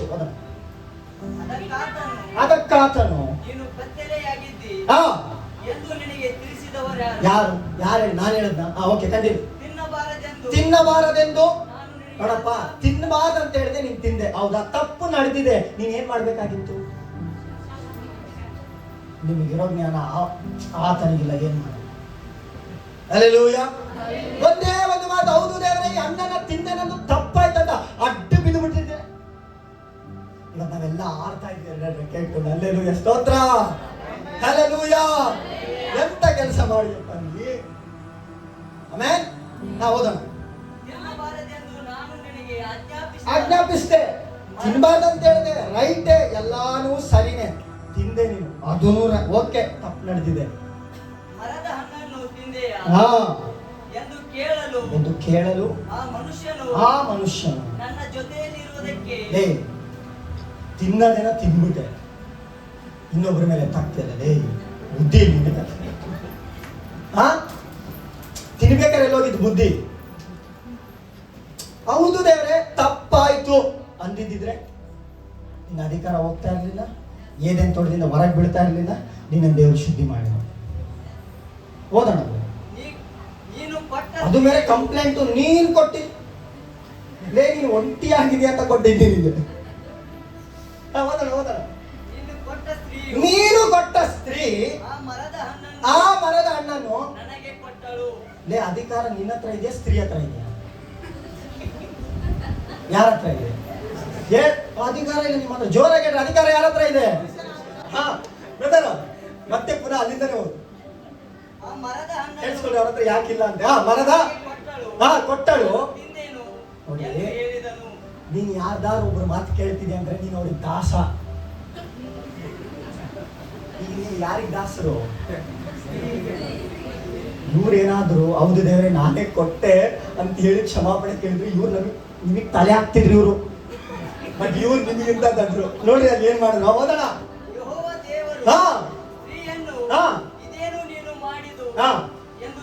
ಹೌದು ದೇವರ ಅಂತ ಅಡ್ಡಿ ಬಿದ್ದಿದ್ರೆ ನಿಜ ಹೇಳ್ತೀನಿ, ಇವತ್ತು ಇವ್ರು ನಮಗೆ ತಲೆ ಹಾಕ್ತಿದ್ರು. ನೆಕ್ಸ್ಟ್ ಓದಿದ್ದು. ಎಂದು ಕೇಳಲು ಸ್ತ್ರೀಯು ಸರ್ಪವು ನನ್ನನ್ನು ವಂಚಿಸಿತು. ಯಾರಿಗೆ ದಾಸರಾದ್ರು ಇಬ್ರು? ಅಧಿಕಾರ ಕೊಟ್ಟಿದ್ದು ದೇವರು, ತಗೊಂಡವನು ಯಾವನೋ ಕೈ ಕೊಟ್ಟು ಬಂದ್ರಲ್ಲ, ನೀವು ಯಾವುದ್ರಲ್ಲಿ ಹೇಳಿ? ನೀವು ಮುಂದಿದೆ ದೇವದೂತರ ತರ ಎರಡು ರೆಕ್ಕೆ ಇಟ್ಕೊಂಡು ಆರ್ಬೇಕಾಗಿರೋ ನಾವು ಇವತ್ತು ಗಂಟಲು ಹರ್ಕೊಂಡು ಪ್ರಸಂಗ ಮಾಡೋ ಪರಿಸ್ಥಿತಿ ಬಂದಿದೆ. ಓದೋಣ. ಫಸ್ಟ್ ಮತ್ತೆ ರಿಪೀಟ್ ಮತ್ತೆ ಓದು. ಆ ಪುರುಷನಿಂದ ರಿಪೀಟ್ ಮತ್ತೆ ಓದಿ. ನೀವು ಎಲ್ಲಿಗೆ ನಾನು ಈ ಸಬ್ಜೆಕ್ಟ್ ಎಲ್ಲಿ ತಗೊಂಡು ಅಲ್ಲಿಂದ ಓದಿ. ತಿನ್ನಬಾರದೆಂದು ನಾನು ನಿನಗೆ ಆಜ್ಞಾಪಿಸ್ತಂತ. ಈಗ ದೇವರು ಇದನ್ನ ಯಾಕೆ ಹೇಳ್ತಿದ್ದಾರೆ ಅಂದ್ರೆ, ಆದಾಮ ಪಶ್ಚಾತ್ತಾಪ ಪಡ್ಬೋದೇನೋ ಅನ್ಕೊಂಡ್ರು ಇವನು ಪಡೋದಿರ್ಲಿ, ತೆಗೆದು ಅಧಿಕಾರ ತೆಗೆದು ಎಂಟಿ ಕೆಲ ಕೊಟ್ಟು. ಅದಕ್ಕೆ ಕೆಲವು ಸಲ ಅವ್ರ ಮೇಲೆ ನಿಮ್ಮ ಅಧಿಕಾರ ಓಕೆ ಎಂದು ಕೇಳಲು ಆ ಮನುಷ್ಯನು ಜೊತೆಯಲ್ಲಿರೋದು ಕೊಟ್ಟಿರೋದು, ಅವಳು ಹೇಳಿದನ್ನೆಲ್ಲ ಮಾಡುವಂತ ಕೊಟ್ಟಿಲ್ಲ. ಹಲ್ಲೆಲೂಯಾ. ನಗು ಬರ್ದೇ ಇರೋರು ಜೋರಾಗಿ ಒಂದು ಹಲ್ಲೆಲೂಯಾ ನಗಾಡಿಸ್ತೀವಿ. ಡೋಂಟ್ ವರಿ, ಈಗ ನೆಕ್ಸ್ಟ್ ನಗಾಡಿಸ್ತೀವಿ. ಹೌದ್ರಿ. ನೀನು ಕೊಟ್ಟ ಆ ಸ್ತ್ರೀಯು ಆ ಮರದ ಹಣ್ಣನ್ನು ನನಗೆ ಕೊಟ್ಟಳು, ನಾನು ತಿಂದೆ. ಚೆನ್ನಾಗಿ ಇವತ್ತು ದೈವ ಶಕ್ತಿಯನ್ನು ಹೊಂದಿಕೊಂಡು ಮನೆಗೆ ಹೋಗೋಣ ನಾವು. ಹಲ್ಲೆಲೂಯಾ. ಈಗ ಆದಾಮನಿಗೆ ದೇವರು ಹೇಳಿದ್ರು, ಒಪ್ಕೊಂಡಿದ್ದಿದ್ರೆ ಅಧಿಕಾರ ನಿಂತಿತ್ತು, ಕ್ಷಮಾಪಣೆ ಸಿಕ್ತಿತ್ತು, ಆಗ್ಲಿಲ್ಲ. ಈ ಅಧಿಕಾರ ಇದನ್ನ ಎಂಟಿ ವರ್ಗಾಯಿಸಿದ. ಎಂಟಿನಾದ್ರೂ ಹೌದು ದೇವರೇ ನಾನೇ ಕೊಟ್ಟಿದ್ದು ಕ್ಷಮಿಸು ಅಂದಿದ್ರೆ ಇಬ್ಬರಿಗೂ ಕ್ಷಮಾಪಣೆ ಸಿಕ್ತಿತ್ತು. ಓಕೆ, ಅದು ಬಿಡ್ಲಿ. ಇವ್ರು ಹಾಳಾದವರು ಸುಮ್ಮನೆ ಹಂಗೆ ನಿಲ್ಲೋದು ಬಿಟ್ಟು ತಗದು ಇಲ್ಲ ಈ ಸರ್ಪ ಅಂದ್ರೆ ನೀವಿಬ್ಬರು ಯಾರಿಗೆ ದಾಸರಾದ್ರಿ? ಯೇಸು ಸ್ವಾಮಿ ಯಾಕೆ ಶಿಲುಬೆಯಲ್ಲಿ ಹೊಡಿವಾಗಲೂ ಆ ಪಿಲಾತನ ಪ್ರಶ್ನೆ ಕೇಳುವಾಗ ಮೌನ ವಹಿಸ್ದ ಅಂತಂದ್ರೆ, ಮಾತಾಡಿ ಆದಾಮ ಕೆಟ್ಟ, ಈ ಆದಾಮ ಮಾತಾಡಿ ಕೆಡೋದಿಲ್ಲ. ಈತನ ಹೊಸ ಒಳಮಳಿಗೆ ಆದಾಮನಾಗಿರೋದ್ರಿಂದ. ಚೆನ್ನಾಗಿ ಕೇಳಿಸ್ಕೊಂಡು. ಈಗ ಇವರು ಹಣ್ಣನ್ನ ತಿಂದಿದ್ದಕ್ಕೆ ವಸ್ತ್ರಹೀನರಾದರು. ಅಂದ್ರೆ ವಸ್ತ್ರ ಆತ್ಮಿಕ ವಸ್ತ್ರ ಹೊರಟೋಯ್ತು, ಶಾರೀರಿಕ ವಸ್ತ್ರ ಬಂತಂದ್ರೆ ದೇವರು ಒಂದು ಪ್ರಾಣಿಯನ್ನ ಬಲಿ ಕೊಟ್ಟು ಅದರ ವಸ್ತ್ರವನ್ನ ಇವ್ರಿಗೆ ಹಾಕಿದ್ರು. ಯಾರಿಗೆ? ಜೋರಾಗಿ ಹೇಳ್ರಿ, ಯಾರಿಗೆ? ಆದಾಮನಿಗೆ ಹಾಕೋದು. ಹೌದಾ? ಓಕೆ. ಈಗ ವಸ್ತ್ರ ಇದ್ದವನು ಆದಾಮ. ಜೋರಾಗಿ ಹೇಳ್ಬೇಕು. ವಸ್ತ್ರ ಇದ್ದವನು ಯಾರು? ಆದಾಮ. ಯೇಸುವಿನ ಬಟ್ಟೆ ಯಾಕೆ ಅಲ್ಲಿದೆ ಅಂತಂದ್ರೆ ಈತನು ಪ್ರಾಣಿಯಾದ ಆದಾಮ ಅಲ್ಲ, ಈತನು ಮಹಿಮೆಯ ಶರೀರವನ್ನು ಹೊಂದಿಕೊಂಡಂತ ಜೀವವನ್ನು ಕೊಡುವಂತ ಆದಾಮನಾಗಿರೋದ್ರಿಂದ ಆ ವಸ್ತ್ರ ಹೇಳ್ತಾ ಇದೆ ಈತನಿಗೆ ಮಹಿಮೆಯ ಶರೀರವನ್ನು ಧರಿಸಿದ್ದಾನೆ. ಈತನು ಪ್ರಾಣಿಯಲ್ಲ, ಈತನು ಮನುಷ್ಯನಲ್ಲ, ಈತನು ಮಹಿಮೆಯ ಶರೀರವನ್ನು ಧರಿಸಿಕೊಂಡಿದ್ದಾನಂತ ಆ ವಸ್ತ್ರ ಸಾಕ್ಷಿ ಹೇಳ್ತಾ ಇದೆ. ಏದೆನ್ ತೋಟದಲ್ಲಿ ಇವರು ವಸ್ತ್ರವನ್ನು ಹಾಕೊಂಡ್ರು, ಆದರೆ ನೂತನ ಆದಾಮನು ಯಾಕೆ ವಸ್ತ್ರ ಹಾಕೊಂಡಿಲ್ಲ ಅಂತಂದ್ರೆ ವಸ್ತ್ರ ಯಾಕೆ ಬಂತು? ಶರೀರ ಕಳ್ಕೊಂಡಿದ್ದಕ್ಕೆ ವಸ್ತ್ರ ಬಂತು. ಈಗ ಶರೀರ ಪುನಃ ಬಂತಲ್ಲ, ಮಹಿಮೆ ಶರೀರ. ವಸ್ತ್ರ ಯಾಕೆ? Praise the Lord, hallelujah.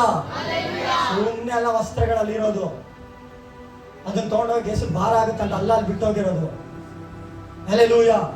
ದೇವದೂತರಿಗೆ ಅದು ಹೊರಗೆ ಭಾರ, ಯೇಸು ಸ್ವಾಮಿ ಹಾಕೊಂಡಿರೋದು ಹೊರಗೆ ಭಾರ ಆಗುತ್ತೆ ಅಂತಲ್ಲ. ಒಬ್ಬ ದೇವದೂತ ಬಂದ್ರೆ 1,70,000 ಜನ ಸಾಯ್ತಾರೆ. ಹಲ್ಲೆಲೂಯಾ. ಅಂತ ಬಲಿಷ್ಠರ ಕಡೆ ನಾರ್ಮಲ್ ಬಟ್ಟೆ ಬಿಟ್ಟು ಹೋಗಿ ನಾವೇನು ತಲೆ ಕೆಟ್ಟಿದ್ಯಾ? ನಿನ್ನ ಹತ್ರ ಏನೋ ಮಾತಾಡಕ್ ಬಿಟ್ಟೋಗಿರೋದು. ಹಲ್ಲೆಲೂಯಾ. ನಿನಗೇನೋ ಹೇಳೋಗಕ್ಕೆ ಆ ಬಟ್ಟೆನಲ್ಲಿ ಬಿಟ್ಟೋಗಿರೋದು. ಆ ಬಟ್ಟೆ ಹತ್ರ ಬರೋಣ. ಯೋಹಾನ ಬರೆದಂತ ಸುವಾರ್ತೆ 20ನೇ ಅಧ್ಯಾಯದ ಆ ಬಟ್ಟೆಯಿಂದ ಕಂಟಿನ್ಯೂ ಮಾಡಿ. ಎಸ್, ಕಂಡರು ಹೋಗಲಿಲ್ಲ. ಸೀಮೋನ್ ಪೇತ್ರನು ಅವನ ಹಿಂದೆ ಬಂದು ಸಮಾಧಿಯ ಒಳಕ್ಕೆ ಹೋಗಿ ನಾರು ಬಟ್ಟೆಗಳು. ನಾರು ಬಟ್ಟೆದ ಅರ್ಥ ಆಯ್ತಾ? ಹಲೋ, ನಾರು ಬಟ್ಟೆದ ಅರ್ಥ ಆಯ್ತಾ? ಜೋರಾಗಿ, ಇನ್ನು ಜೋರಾಗಿ ಕಂಟಿನ್ಯೂ ಮಾಡಿ.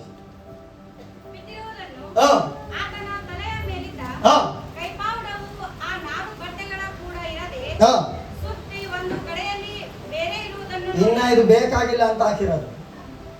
ಇದನ್ನ ವೇಸ್ಟ್, ಇದ್ರದ್ದು ಅವಶ್ಯಕತೆ ಸುತ್ತು ಬಿಸಾಕವ್ರ. ಆಮೇಲೆ ಕಂಟಿನ್ಯೂ ಮಾಡಿ. ಆಗ ಸಮಾಧಿಯ ಬಳಿಗೆ ಮೊದಲು ಬಂದಿದ್ದ ಆ ಮತ್ತೊಬ್ಬ ಶಿಷ್ಯನು ಸಹ ಒಳಕ್ಕೆ ಹೋಗಿ ನೋಡಿ ನಂಬಿದನು. ಆತನು ಸತ್ತ ಮೇಲೆ ಜೀವದಿಂದೆದ್ದು ಬರಬೇಕೆಂಬುದಾಗಿ ಶಾಸ್ತ್ರದಲ್ಲಿ ಬರೆದಿರುವ ಮಾತು ಅವರಿಗೆ ಇನ್ನೂ ತಿಳಿದಿರಲಿಲ್ಲ. ಓಕೆ, ಕಂಟಿನ್ಯೂ ಮಾಡಿ ಸಿಸ್ಟರ್. ತರುವಾಯ ಆ ಶಿಷ್ಯರು ತಿರುಗಿ ತಮ್ಮವರ ಬಳಿಗೆ ಹೋದರು. ಆದರೆ ಮರಿಯಳು ಹೊರಗೆ ಸಮಾಧಿಯ ಬಳಿಯಲ್ಲಿ ಅಳುತ್ತಾ ನಿಂತಿದ್ದಳು. ಓಕೆ. ಹೀಗೆ ಆಕೆ ಅಳುತ್ತಿರುವಾಗ ಸಮಾಧಿಯೊಳಗೆ ಹೋಗಿ ನೋಡಲು ಯೇಸುವಿನ ದೇಹವು ಇಟ್ಟಿದ್ದ ಸ್ಥಳದಲ್ಲಿ ಬೆಳ್ಳಗಿರುವ ವಸ್ತ್ರಗಳನ್ನು ಹೊತ್ತುಕೊಂಡ ಇಬ್ಬರು ದೇವದೂತರನ್ನು ಕಂಡಳು. ಎಷ್ಟು ದೇವದೂತರು? ಇಬ್ಬರು. ಜೋರಾಗಿ, ಎಷ್ಟು ದೇವದೂತರು? ಅದು ದೊಡ್ಡ ರಹಸ್ಯ ಇದೆ, ಅದನ್ನು ಲಾಸ್ಟಿಗೆ ಫಿನಿಶ್ ಮಾಡ್ತೀನಿ. ಕಂಟಿನ್ಯೂ ಮಾಡಿ. ಅವರಲ್ಲಿ ಒಬ್ಬನು ತಲೆಯಿದ್ದ ಕಡೆಯಲ್ಲಿ, ಒಬ್ಬನು ಕಾಲಿದ್ದ ಕಡೆಯಲ್ಲಿ ಕೂತಿದ್ದರು. ಅವರು ಆಕೆಯನ್ನು, ಅಮ್ಮ ನೀನು ಯಾಕೆ ಅಳುತ್ತಿ? ಯಾಕೆ ಅಳುತ್ತಿ? ಓದಿ ಓದಿ. ಕೇಳಲು ಆಕೆ ನನ್ನ ಸ್ವಾಮಿಯನ್ನು ತೆಗೆದುಕೊಂಡು ಹೋಗಿದ್ದಾರೆ, ಆತನನ್ನು ಎಲ್ಲಿ ಇಟ್ಟಿದ್ದಾರೋ ನನಗೆ ಗೊತ್ತಿಲ್ಲ. ಇಷ್ಟು ಪಾಯಿಂಟ್ ಸಸ್ಪೆನ್ಸ್ ಇದೆ, ಲಾಸ್ಟಿಗೆ ಹೇಳ್ತೀನಿ. ಈಗ ನೆಕ್ಸ್ಟ್ ಪಾಯಿಂಟ್ ಅನ್ನ ಓದಿನ ಅದನ್ನು ವಿವರಿಸ್ತೀನಿ. ಇದನ್ನು ಹೇಳಿ ತಿರುಗಿಕೊಂಡು ಯೇಸು ನಿಂತಿರುವುದನ್ನು ಕಂಡಳು. ಸಾಕು. ಮರಿಯಳು ಸಮಾಧಿ ಎಲ್ಲ ಹುಡುಕಿರಲ್ವಾ? ಜೋರಾಗಿ ಹುಡುಕಿರ್ತಾರ? ಹಲ್ಲೆಲೂಯಾ. ಏನು ಟೋಟಲ್ ಹುಡುಕಿರ್ತಾರೆ ತಾನೆ? ಹುಡುಕಾಡಿದಾಗ ಸಿಗದೆ ಇರೋ ಯೇಸು ಹಿಂದೆ ತಿರುಗಿದಾಗ ಸಿಗ್ತಾ ಇದ್ದಾರೆ. ಹಲ್ಲೆಲೂಯಾ. ಇಲ್ಲಿ ಎಂತ ರಹಸ್ಯ ಇದೆ ಅಂದ್ರೆ, ನಿಜವಾಗ್ಲೂ ಕಣ್ಣೀರಿನ ಪ್ರಾರ್ಥನೆ ಮಾಡೋರು ಯಾರಾದ್ರೂ ಇದ್ದೀರಾ ಇಲ್ಲಿ? 1, 2, 3, 4, 5, 6, 7, 8, 9, 10, 11, 12 ಈ 12 ಜನರಿಗೆ ಒಂದು ಪ್ರಕಟಣೆ ರಿಲೀಸ್ ಮಾಡ್ತಾ ಇದ್ದೀನಿ. ಹೆಂಗ್ ಇಟ್ಕೊಳ್ತೀರೋ ಇಟ್ಕೊಳ್ಳಿ. ಆಮೇಲೆ ಓದೋಣ.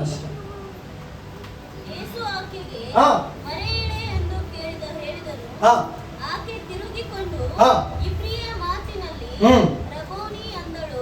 ರಬೋನಿ ಅಂದರೆ ಗುರುವೇ ಎಂದರ್ಥ. ಗುರುವೇ ಎಂದು ಅರ್ಥ. ಎಂದರ್ಥ. Okay, continue. ಯೇಸು ಆಕೆಗೆ, ಇಲ್ಲಿಂದ ಸಬ್ಜೆಕ್ಟ್. ಆ ಯೇಸು ಆಕೆಗೆ ಸಾಕು. ಏನ್ ಮಾಡ್ಬೇಡ? ಜೋರಾಗಿ ಹೇಳ್ಬೇಕು. ಏನ್ ಮಾಡ್ಬೇಡ? ಮರಿಯಳ ಕಣ್ಣೀರು ಯಾವ ಮಟ್ಟಿಗಿದೆ ಅಂದ್ರೆ ಪ್ರಾಣ ಹೋಗೋ ಮಟ್ಟಿಗೆ ಕಣ್ಣೀರಿದೆ. ಯಾವ ಮಟ್ಟಿಗೆ ಕಣ್ಣೀರಿದೆ? ಪ್ರಾಣ ಹೋಗೋ ಮಟ್ಟಿಗೆ ಕಣ್ಣೀರಿದೆ. ನೋಡಿ, ದೇವದೂತರು ಆಲ್ರೆಡಿ ಏನ್ ಹೇಳಿದ್ದಾರೆ? ಸತ್ತವರಲ್ಲಿ ಬದುಕಿರುವವನನ್ನು, ಅಂದರೆ ಸತ್ತವರಲ್ಲಿ ಬದುಕುವವನನ್ನು ಹುಡುಕಿರೋದೇನಂದ್ರೆ ಆಲ್ರೆಡಿ ಯೇಸು ಏನಾಗಿದ್ದಾರೆ? ಏನಪ್ಪ ಏನಾಗಿದ್ದಾರೆ? ಎದ್ದಿದ್ದಾರೆ. ಎದ್ದವ್ರು ಎಲ್ಲಿರ್ಬೇಕು?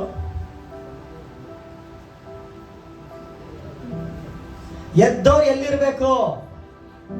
ಹೋಗಿರ್ಬೇಕು ಅಪ್ಪನ ಹತ್ರ. ಮತ್ತೆ ಹೆಂಗ್ ಬಂದೆ ದೇವರ ಪುನಃ? ಹೆಂಗ್ ಬಂದ್ರು ಅಂತ ಹೇಳ್ತೀನಿ. ಕಣ್ಣೀರು ಸುರಿಸೋರು ಗಟ್ಟಿಯಾಗಿ ಇಟ್ಕೊಳ್ಳಿ. ಮರಿಯಳು ಕಣ್ಣೀರು ಸುರಿಸ್ತಾ ಇದ್ದಾಳೆ. ಮರಿಯಳು ಕಣ್ಣೀರು ಸುರಿಸ್ತಾ ಇದ್ದಾಳೆ. ಯೇಸು ಆಲ್ರೆಡಿ ಅರ್ಧ ಆಕಾಶ ಹತ್ತಿದ್ರು. ಅದಕ್ಕೆ ದೂತರು ಹೇಳ್ತಾ ಇದ್ದಾರೆ, ಸತ್ತವರಲ್ಲಿ ಬದುಕಿದವನನ್ನು ಯಾಕೆ ಹುಡುಕ್ತಾ ಇದ್ದೀರಾ? ಆತನಿಲ್ಲಿ ಇಲ್ಲ. ಮತ್ತೆ ಯೇಸು ಹೆಂಗ್ ಬಂದ? ಅರ್ಧ ಆಕಾಶಕ್ಕೆ ಹತ್ತಿದಂತ ದೇವರು ಮರಿಯಳ ಕಣ್ಣೀರನ್ನ ನೋಡದೆ ಆತನಿಗೆ ಮೇಲೆ ಹೋಗ್ಲಿಕ್ಕೆ ಆಗಿರಲಿಲ್ಲ. ಪುನಃ ಸಮಾಧಿ ಒಳಗೆ ಬಂದು ಅವರ ಕಣ್ಣೀರನ್ನು ಒರೆಸಿ ತದನಂತರ ತಂದೆ ಬಳಿಗೆ ಹೋಗ್ತಾ ಇದ್ದಾರೆ. ಕರಗಳ ತಟ್ಟಿ ದೇವರ ನಾಮವನ್ನು ಗಣಪಡಿಸೋಣ. ನಿನ್ನ ಕಣ್ಣೀರನ್ನ ದಾಟಿ ಹೋಗುವಂತ ದೇವರಲ್ಲ. ಕಣ್ಣೀರು ಸುರಿಸುವಂತ ದೇವ ಜನರೇ, ನಿಮ್ಮ ಕಣ್ಣೀರು ವ್ಯರ್ಥವಾಗಲ್ಲ.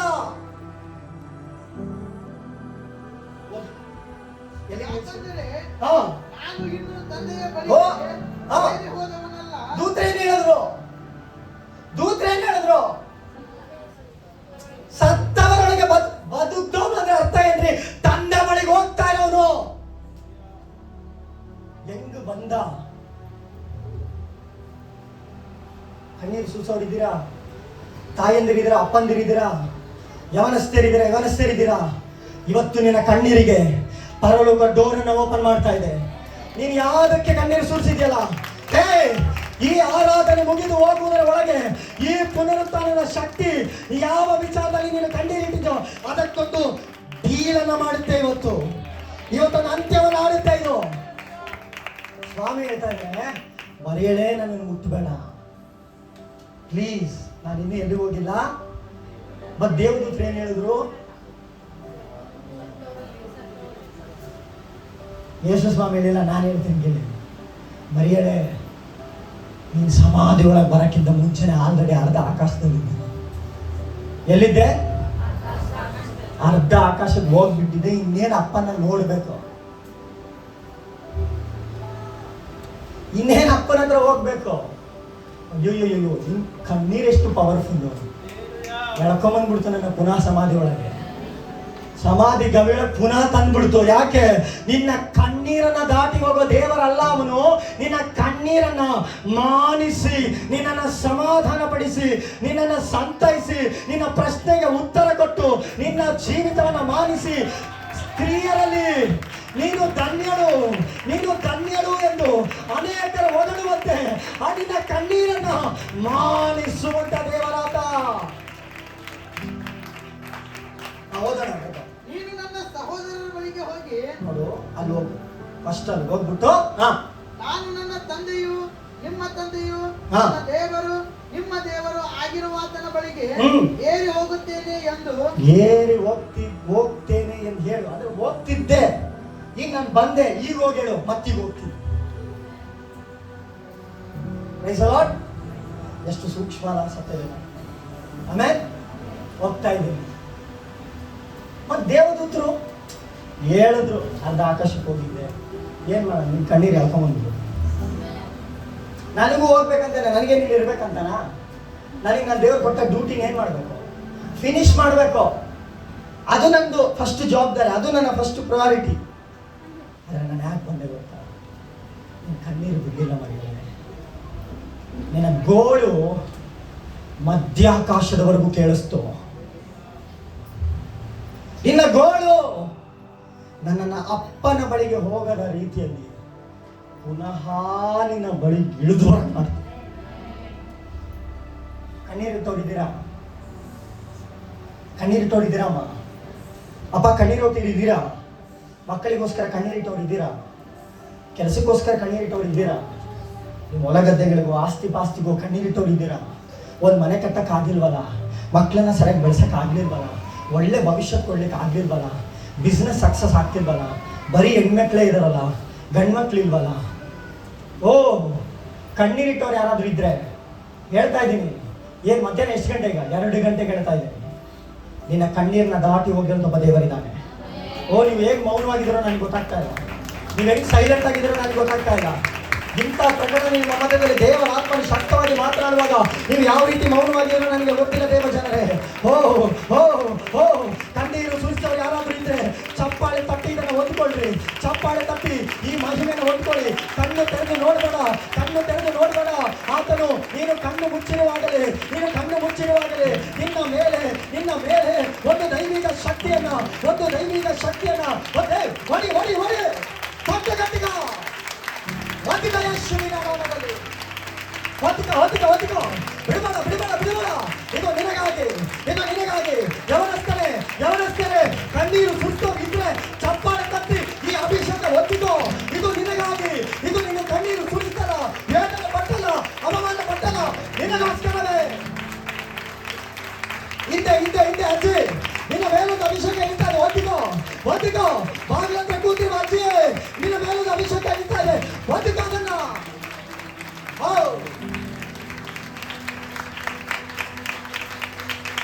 ನನ್ನ ದೇವರು ಕಣ್ಣೀರನ್ನು ಮಾನಿಸುವಂತ ದೇವರು. ಪಕ್ಕದಲ್ಲಿರೋರಿಗೆ ಕೈ ಕೊಟ್ಟೇಳಿ, ಅಮ್ಮ ಇವತ್ತು ನಿನ್ನ ಕಣ್ಣೀರಿಗೊಂದು ಪೊಲೀಸ್ತ. ಪಕ್ಕದಲ್ಲಿರೋರಿಗೆ ಅಪ್ಪ ನಿನ್ನ ಕಣ್ಣೀರಿಗೊಂದು ಪೊಲೀಸ್ತ. ಹೇಳ್ರಪ್ಪ, ನಡೆಯುತ್ತೆ ಹೇಳಿ, ನಂಬಿಕೆಯಲ್ಲಿ ಹೇಳಿ. ನೀನು ಏನು ಕಣ್ಣೀರು ಸುರಿಸಲ್ಲ, ಇವತ್ತು ನನ್ನ ದೇವರು ಪೊಲೀಸ್ತ ಆಗ್ತಾರೆ.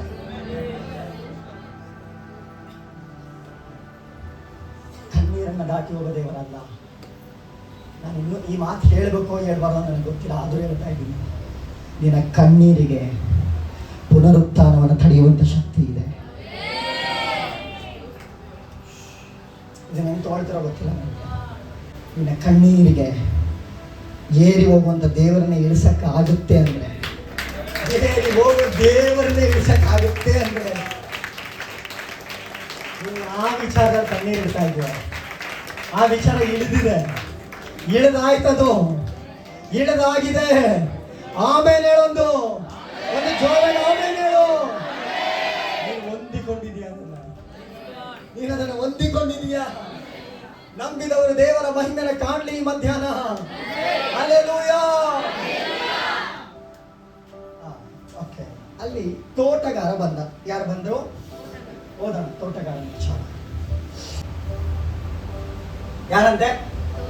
ಎಲ್ಲಿರ್ಬೇಕಿತ್ತ? ಇಲ್ಲಿ ಯಾರಪ್ಪ ಕೆಲಸ ನಿಂತೆ? ಹೌದಾ ಇಲ್ಲ? ಇದೆಲ್ಲ ನಾವು ಯೋಚನೆ ಮಾಡಲ್ಲ. ಯಾಕೆ ಗೊತ್ತಾ? ನಮಗೆ ಅದು ಯಾಕೆ ಬೇಕು ಬಿಡು. ತೋಟಗಾರನಾರ ಬರಲಿ, ಬಿಸ್ನೆಸ್ನಾರ ಬರಲಿ, ನಮ್ಗೆ ಯಾಕೆ? ಸತ್ಯ ಕಂಡ್ಕೊಂಡ್ರೆ ಸತ್ಯನಿಂದ ಬಿಡುಗಡೆ ಮಾಡೋದು. ಯಾಕೆ ಬಂದ ತೋಟಗಾರ? ಹಲೋ, ಇದ್ದೀರಾ? ಹಲೋ ಚರ್ಚ್, ಇದ್ದೀರಾ? ಜೋರಾಗಿ ಹೇಳ್ರಿ, ಯಸ್. ತೋಟಗಾರ ಯಾಕೆ ಬಂದ? ಯಾವತ್ತಾದ್ರೂ ಯೋಚನೆ ಮಾಡಿದ್ವಿ ಈ ತೋಟಗಾರ ಇಲ್ಲಿ ಅಂತಿತ್ತು? ಏನು ಸಮಾಧಿಯೊಳಗೆ ಏನು ಬೀಜ ಬಿತ್ತಕ್ಕ ಬಂದವರು? ಹಲ್ಲೆಲೂಯಾ. ಎಲ್ಲಿಗೆ ಬಂದಿದ್ದಾರೆ ದೇವರು? ಸಮಾಧಿಯೊಳಗೆ ಬಂದಿದ್ದಾರೆ. ಯಾವ ರೀತಿ ಬಂದಿದ್ದಾರೆ ಹೇಳ್ರ? ಇದಕ್ಕೂ ಆದಿಕಾಂಡದಲ್ಲಿ ಉತ್ತರ ಕೊಡ್ತೀನಿ. ಆದಿಕಾಂಡ 3ನೇ ಅಧ್ಯಾಯಕ್ಕೆ ಬನ್ನಿ. 3ನೇ ಅಧ್ಯಾಯ 1ರಿಂದ 5. ಯೆಹೋವ ದೇವರು ಉಂಟು ಮಾಡಿದ ಎಲ್ಲಾ ಭೂಜಂತುಗಳಲ್ಲಿ ಸರ್ಪವು ಯುಕ್ತವುಳ್ಳದಾಗಿತ್ತು. ಅದು ಸ್ತ್ರೀಯ ಬಳಿಗೆ ಬಂದು, ಏನವ ತೋಟದಲ್ಲಿರುವ ಯಾವ ಏನಂತೆ? ತೋಟದಲ್ಲಿರುವ ಯಾವ ಮರದ ಹಣ್ಣನ್ನು ಆದಾಮ ಹವ್ವಳನ್ನ ಇಟ್ಟಂತ ತೋಟಕ್ಕೆ ಸರ್ಪ ಬಂತು. ಪಾತಾಳದ ತೋಟಕ್ಕೆ ಯೇಸು ಆ ತೋಟಗಾರನಾಗಿ ಹೋಗಿದ್ದಕ್ಕೆ ಇಲ್ಲಿ ತೋಟಗಾರನಾಗಿ ಕಾಣ್ತಾ ಇರೋದು. ಕರಗಳ ತಟ್ಟಿ ದೇವರ ನಾಮವನ್ನು ಘನಪಡಿಸೋಣ.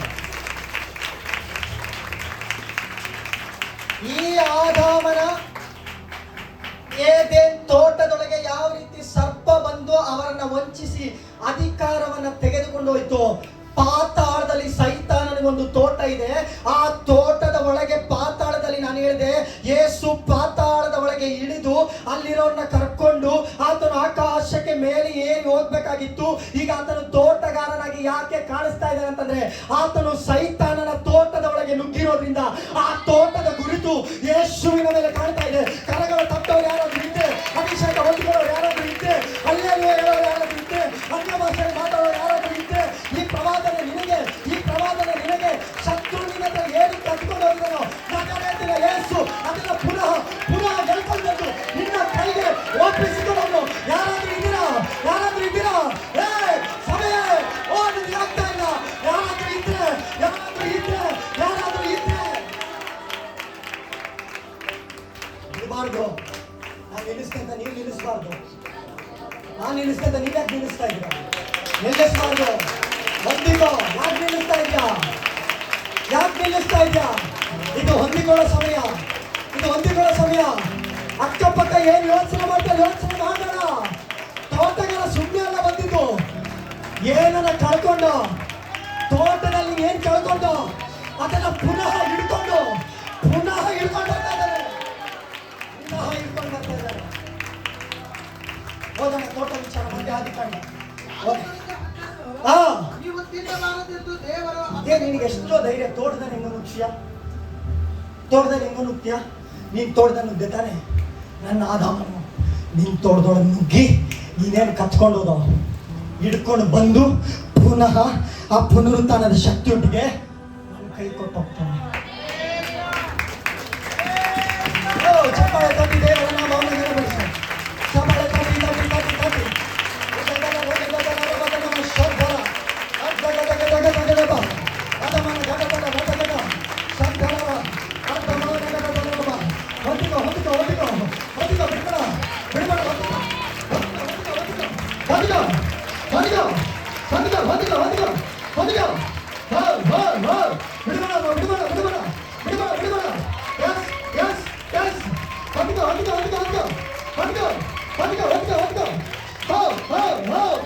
ಒಂದು ಶಕ್ತಿ ಒಂದು ಶಕ್ತಿ ಒಂದು ಶಕ್ತಿ ಒಂದು ಶಕ್ತಿ ಶಕ್ತಿ ಶಕ್ತಿ ಶಕ್ತಿ ಹೊಂದಿಕ ಹೊಂದಿಕ ಹೊಂದಿಕ ಬಿಡಬೇಡ ಬಿಡಬೇಡ ಬಿಡಬೇಡ ಬಿಡಬೇಡ.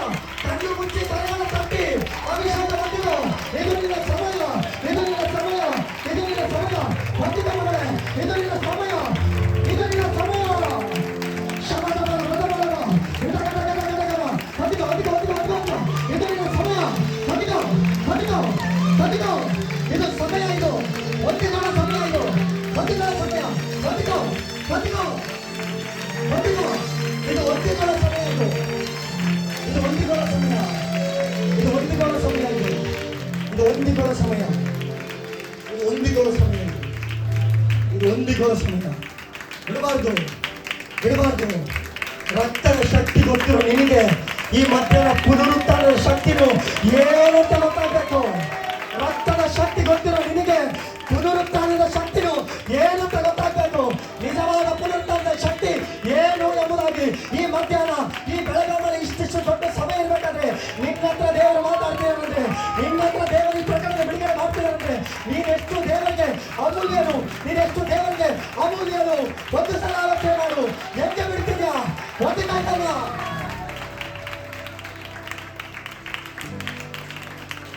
ಇದು ನಿಮ್ಮನ್ನ ಪ್ರೀತಿಸಿ ದೇವರು ಕೊಡ್ತಾ ಇದೆ. ಗೊತ್ತು ನನಗೆ ನಿಮ್ಮನ್ನ ಪ್ರೀತಿಸ್ತಾ ಇದ್ದಾರೆ ದೇವರು.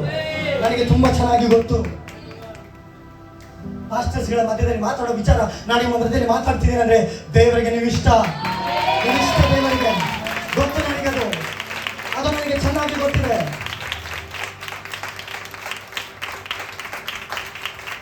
ತೋಟಗಾರ ನಮ್ಮ ತೋಟಕ್ಕೆ ನೀನು ನುಗ್ಗಿದೆ ಅಂದ್ರೆ ನಮ್ಮವನ್ನ ಸುಮ್ಮನೆ ಇರ್ತಾನ? ನುಗ್ತಾನೆ ಒಂದಲ್ಲ ಒಂದಿನ. ನುಗ್ಗಿದಾಗ ಸುಮ್ಮನೆ ಬರಲ್ಲ, ಗುರು ತೊಟ್ಟಿಗೆ ಬರ್ತಾನೆ. ಅವ್ನು ನುಗ್ಗಿದ್ದು ನಿನ್ ತೋಟಕ್ಕೆ ಅಂತ.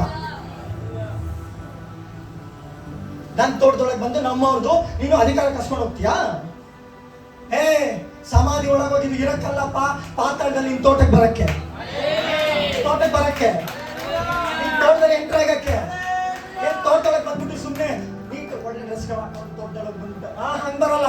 ನಿನ್ ತೋಟದಲ್ಲಿ ಹೋಗಿ ಬಂದಿದ್ದ ನಮ್ಮ ಗುರುತು ಬೈಬಲ್ ಅಲ್ಲಿ ಇರುತ್ತೆ. ಆ ಗುರುತು ಇರುತ್ತೆ. ನಿನ್ ತೋಟದಲ್ಲಿ ಹೋಗಿ ಬಂದ ಗುರುತನ್ನು ದೇವ್ರು ತೋರಿಸ್ತಾರೆ. ಹಂಗ್ ದೇವರು ತೋರಿಸ್ತಾರೆ. ಹಲೋ ಚರ್ಚ್, ಇದೀರಾ? ವಾಕ್ಯ ಮುಂದುವರಿಸ್ಬೋದಾ? ಜೋರಾಗಿ ವಾಕ್ಯ ಕಂಟಿನ್ಯೂ ಮಾಡು. ಯಾವ ಮರದ ಹಣ್ಣನ್ನು ಹಾ ನೀವು ತಿನ್ನಬಾರದೆಂದು ಹಾ ದೇವರ ಅಪ್ಪಣೆ ಕೊಟ್ಟಿರುವುದು ನಿಜವೋ ಹಾ ಎಂದು ಕೇಳಲು ಹ್ಮ್. ಸ್ತ್ರೀಯು ತೋಟದಲ್ಲಿರುವ ಮರಗಳ ನಿನಗೆ ಹಣ್ಣುಗಳನ್ನು ಕೇಳಿದ್ದು ತಿನ್ಬೇಕಾ ತಿನ್ಬಾರ್ದು? ಹೌದು ಇಲ್ಲ ಏನ್ಬೇಕು? ನೀನೇನು ತೋಟದ ಮಲ್ಜಿರೋ ಹಣ್ಣು ತಿನ್ಬಾರ್ದು ಸುತ್ತಲೇ ಇದೆಲ್ಲ ಯಾರೆಲ್ಲ ಕೇಳಿದ್ರು ನಿಮಗೆ? ದೇವ ಜನರೇ, ಅತಿಯಾದಂಥ ಮಾತುಗಳು ನಿಮ್ಮನ್ನ ಪಾಪಕ್ಕೆ ತೆಗೆದುಕೊಂಡು ಹೋಗುತ್ತೆ. ಬೇಡದಿರೋಂಥ ಮಾತುಗಳು ನಿಮ್ಮನ್ನ ನಷ್ಟಕ್ಕೆ ಗುರಿಪಡಿಸುತ್ತೆ. ಜಾಗರೂಕರಾಗಿರಿ. ಅನಾವಶ್ಯವಾಗಿ ಯಾರ ಬಗ್ಗೆ ಮಾತಾಡಬೇಡಿ. ಸಭೆ ಬಗ್ಗೆ ಮಾತಾಡಬೇಡಿ. ಅಭಿಷೇಕರ ಬಗ್ಗೆ ಮಾತಾಡಬೇಡಿ. ನಿಮ್ಮ ಜೊತೆಯಿಂದ ದೇವರ ಮಕ್ಕಳೊಟ್ಟಿಗೆ ಮಾತಾಡಬೇಡಿ. ಮಾತಾಡಿ ಅಧಿಕಾರ ಕಳ್ಕೋಬೇಡಿ. ಹಲೋ, ಕಳ್ಕೋಬೇಡಿ. ದೇವರು ಕೊಟ್ಟಿದ್ದನ್ನು ಕಾಪಾಡಿಕೊಳ್ಳಿ. ಮಾತಾಡಿ ಕಳ್ಕೊಂಡು ಅವಶ್ಯಕತೆ ಏನಿದೆ ನಿನಗೆ? ಸೈತಾನ ಹತ್ರ ಮಾತಾಡೋ ಅವಶ್ಯಕತೆ ನಿನಗೇನಿದೆ? ನಡೆಯೋ ಅಂದಿರೋ ಹೋಗಿರೋನು. ನಿನಗೆ ಮಾತಾಡಕ್ಕೆ ಯಾರಿಲ್ಲ, ಟೈಮ್ ಪಾಸಿಗೆ ಯಾರಿಲ್ಲ, ಕೂತ್ಕೊಂಡೆ ಅವನ ಜೊತೆ. ಓದೋಣ. ತೋಟದಲ್ಲಿರುವ ಹ್ಮ್. ಮರಗಳ ಹಣ್ಣುಗಳನ್ನು ನಾವು ತಿನ್ನಬಹುದು. ನಿನಗೆ ಇದನ್ನೆಲ್ಲ ಹೇಳಕ್ ಹೇಳ್ದವ್ರೆ. ಅವ್ನು ಕೇಳಿದ್ದೇನೆ, ಏನವ ತೋಟದ ಯಾವ ಮರದ ಹಣ್ಣನ್ನು ದೇವರು ಮಧ್ಯದಲ್ಲಿರೋದು ಮುಗೀತು. ಇದೇ ನೆಕ್ಸ್ಟ್ ಎಲ್ಲ ನೀನು ಕೇಳಿದ್ ನಾವು ಎಲ್ಲ ಹಣ್ಣು ತಿನ್ಬೋದು ಅಂತ. ನಿನಗೆ ನಾನು ಅದಕ್ಕೆ ಹೇಳಿದ್ದು, ಯಾರು ಏನು ಮಾತಾಡ್ತಾರೆ ಅದಕ್ಕೆ ಮಾತ್ರ ಉತ್ತರ ಕೊಡಿ. ಜಾಸ್ತಿ ಮಾತಾಡಿ ನಿಮ್ಮ ಅಭಿಷೇಕವನ್ನು ಕಳ್ಕೋಬೇಡಿ. ನಿಮ್ಮ ಪ್ರಾರ್ಥನಾ ಜೀವಿತವನ್ನು ನಷ್ಟಪಡಿಸ್ಕೋಬೇಡಿ. ಇದು ಎಲ್ಲಿಂದ ಸ್ಟಾರ್ಟ್ ಆಗಿ ಗೊತ್ತಾ? ನಮ್ಮ ಪೂರ್ವಜರಿಂದಲೇ ಸ್ಟಾರ್ಟ್ ಆಗಿದೆ. ಹಲೋ, ಅವ್ರೇನು ಗೊತ್ತಾ, ಇವ್ರೇನು ಗೊತ್ತಾ ನೋಡು. ಏನಾದ್ರು ಓದೋಣ. ಆದರೆ ಹಾ. ತೋಟದ ಮಧ್ಯದಲ್ಲಿರುವ ಹಾ. ಈ ಮರದ ಫಲದ ವಿಷಯವಾಗಿ ಹಾ. ಇದನ್ನು ತಿನ್ನಲು ಮುಟ್ಟಲು ಕೂಡ ನೀನು ಮುಟ್ಬಾರ್ದು ಅಂತ ಅವ್ನು ಕೇಳಿದ್ನ? ಯಾಕೆ ಮಾತಾಡ್ತಾ ಇದೀಯ? ಹಂಗಾರೆ ನೀನು ಮಾತಾಡೋ ಹುಚ್ಚಿದೆ ಅಂತ ಅರ್ಥ. ಓದಿ. ತಿಂದರೆ ಹಾ. ಸಾಯುವಿರಿ ಹಾ. ಎಂದು ದೇವರು ಹೇಳಿದ್ದಾನೆ ಹಾ. ಅಂದಳು. ಈ ದೇವ್ರ ವಿಚಾರ ಎಲ್ಲ ಯಾಕೆ ಬಂತೀನಿ? ಕೇಳಿದ ಪ್ರಶ್ನೆ ಏನು? ಇವತ್ತೆಲ್ಲ ಯೇಸು ನಾಮದಲ್ಲಿ ಕ್ಯಾನ್ಸಲ್ ಆಗಿದೆ. ಆ ರೀತಿ ಸಹವಾಸಗಳೆಲ್ಲ ಕಟ್ಟಾಗ್ಲಿ ಯೇಸು ನಾಮದಲ್ಲಿ. ಆಮೇಲೆ ಓಕೆ, ಈಗ ಅಲ್ಲಿ ನಿಲ್ಸೋಣ ಬರ್ತಾರೆ. ಹೋಗ್ತಾ ಇದ್ರೆ ನಾನು ಹೋಗ್ತಾ ಇರ್ತೀನಿ, ಟೈಮ್ ಬೇರೆ ಇಲ್ಲ. ಓಕೆ, ನೆಕ್ಸ್ಟ್ ಯೋಹಾನ ಅಂತ ಬರ್ತಾರೆ. ಯೋಹಾನ. ಯೇಸು ಆಕೆಗೆ ಹ್ಮ್. ನನ್ನನ್ನು ಹಿಡಿಯಬೇಡ, ನನ್ನ ದಯಮಾಡಿಸಿ ಹಿಡಿಬೇಡವ. ಯಾಕೆಂದರೆ ಹಾ, ನಾನು ಇನ್ನೂ ಹ್ಮ್. ತಂದೆಯ ಬಳಿಗೆ ಏರಿ ಹೋದವನಲ್ಲ. ಮತ್ತೆ ಈ ದೇವರೇ ಹುಡುಕಾಡದೆ ಸಿಗಲಿಲ್ಲ. ಏರು ಹೋಗ್ತಿದ್ದೆ ಕಣವ, ನೀನ್ ಕಣ್ಣೀರು ಬಿಡ್ಬೇಕಲ್ಲ. ಹಾ. ನೀನು ನನ್ನ ಸಹೋದರರ ಬಳಿಗೆ ಹೋಗಿ ನಾನು ನಾನು ನನ್ನ ತಂದೆಯ ನಿಮ್ಮ ತಂದೆಯ ನನ್ನ ದೇವರು ನಿಮ್ಮ ನಿಮ್ಮ ದೇವರು ಆಗಿರುವ ಆತನ ಬಳಿಗೆ ಏರಿ ಹೋಗುತ್ತೇನೆ ಎಂದು ಅವರಿಗೆ ಹೇಳು ಅಂದನು. ತದನಂತರ ಮಕ್ಕಳದ ಮರಿಯಳು ಹ್ಮ್. ಹೋಗಿ ನಾನು ಸ್ವಾಮಿಯವರನ್ನು ನೋಡಿದ್ದೇನೆ. ಆತನು ಇಂತಿದ್ದದನ್ನು ಹಾ ನನಗೆ ಹಾ ಹೇಳಿದನು. ಹೇಳ್ರಿ, ಮೊದಲು ಸುವಾರ್ತೆ ಸಾರದವ್ರು ಯಾರು? ಹೇಳ್ಬೇಕು, ಮೊದಲು ಸುವಾರ್ತೆ ಸಾರದವ್ರು ಯಾರು? ಹೇಳ್ರಪ್ಪ ಜೋರಾಗಿ. ಸ್ತ್ರೀಯರ ಪುರುಷರ? ನಾನು ಅದಕ್ಕೆ ಹೇಳ್ತಲ್ಲ, ಸ್ತ್ರೀಯರ ಪುರುಷರ ಕೇಳ್ತೇನೆ. ಮತ್ತೆ ಕೆಲವರೆಲ್ಲ ಒದರ್ತಾ ಇರ್ತಾರೆ, ಸ್ತ್ರೀಯರ ಆಡಾಡಂಗಿಲ್ಲ, ವಾಕ್ಯ ಹೇಳಂಗಿಲ್ಲ, ಅದಿಲ್ಲ ಇದಿಲ್ಲ. ಸುವಾರ್ತೆ ತಂದವ್ರು ಅವರಪ್ಪ? ಗುರುವೇ, ನೀನು ಯೇಸು ಪುನರುತ್ಥಾನ ಆಗಿ ಅಂತ ತಿಳ್ಕೊಂಡಿದ್ದೆ ಅವರಿಂದ. ಅವ್ರು ಆಡಾಡಂಗಿಲ್ಲ, ವಾಕ್ಯ ಹೇಳಂಗಿಲ್ಲ, ಆರಾಧನೆ ಮಾಡಿ. ಯಾರಪ್ಪ ಹೇಳಿದ್ದೆ ನಿನಗೆ? ಸುವಾರ್ತೆ ತಂದವ್ರೆ ಅವರು. ಯೇಸು ಪುನರುತ್ಥಾನನಾಗಿದ್ದಾನೆ ಅನ್ನೋ ವಿಚಾರ ತಂದವ್ರೆ ಅವರು. ಹಂಗಂತ ಮೇಲೆ ಹೋಗ್ಬೇಡ್ರಿ. ಯೋ ದೇವ್ರೆ, ಇದೆಲ್ಲ ಏನೋ ಸಮಸ್ಯೆ. ಅಲ್ಲೇ ಇರ್ಬೇಕು ನೀವು, ಅಲ್ಲಿದ್ದರೆ ಒಳ್ಳೇದು. ನೀವು ಮೇಲೆ ಬಂದ್ರೆ ಇವ್ರು ಯಾರಿಗೂ ಉಳಿಯಲ್ಲ, ಅದಕ್ಕೆ ಹೇಳ್ತೇನೆ ಮೇಲೆ ಬರ್ಬೇಕು. ನಿಮಗೆ ಅವ್ರ ತಲೆ ಆಗಿರ್ಲೇಬೇಕು, ಅದು ಬೈಬಿಲ್ನ ನಿಯಮ. ಆಮೇಲೆ ಮೇಲೆ ಹೋದ್ರು ತಲೆಗಿಡ್ರಿ, ಬೇಡ ತಲೆ ಅವರು ಕೆಳಗೆ ಬಾ ಅಂತೇಳಿ. ಆಮೇಲೆ ವಾಕ್ಯಗಳನ್ನ ಓದೋಣ. ನನಗೆ ಹೇಳಿದನು ಹಾ. ಎಂದು ಶಿಷ್ಯರಿಗೆ ತಿಳಿಸಿದಳು. ಅದೇ ದಿವಸದ ಅಂದರೆ ವಾರದ ಮೊದಲನೆಯ ದಿವಸದ ಹಾ ಸಂಜೆಯಲ್ಲಿ ಹ್ಮ್. ಶಿಷ್ಯರು ಹ್ಮ್. ಯೆಹೂದ್ಯರ ಭಯದಿಂದ ಹಾ. ತಾವು ಇದ್ದ ಮನೆಯ ನೋ ಬಾಗಿಲುಗಳನ್ನು ಹಾ. ಮುಚ್ಚಿಕೊಂಡಿರಲು ಹ್ಮ್. ಯೇಸು ಬಂದು ಒಂದು ಪಾಯಿಂಟ್ ಬಿಟ್ಟಿದ್ದೆ ಅಲ್ಲ? ಯಾವುದು? ದೂತರು. ಹೌದಾ? ಎಲ್ಲ ಬೇಡ, 10 ನಿಮಿಷ ಇದೆ. ಎಳ್ಳ ಬೆಳ್ಳ ಜೋರಾಗೆ. ಮೆಸೇಜ್ ನಿಮ್ಗೆ ಅರ್ಥ ಆಗ್ತಿದ್ಯಾ? ಅರ್ಥ ಆಗ್ತಿರೋರು ಜೋರಾಗಿ ಒಂದು ಅಲ್ಲೇಲೂಯಾ. ಅರ್ಥ ಆಗ್ದೇವ್ರು ಇನ್ನೂ ಜೋರಾಗಿ ಅಲ್ಲೇಲೂಯಾ. ಇನ್ ಯಾವ ತರ ಅರ್ಥ ಮಾಡಿಸ್ಬೇಕು ಹೇಳ್ರಿ ಹೋಗಿ.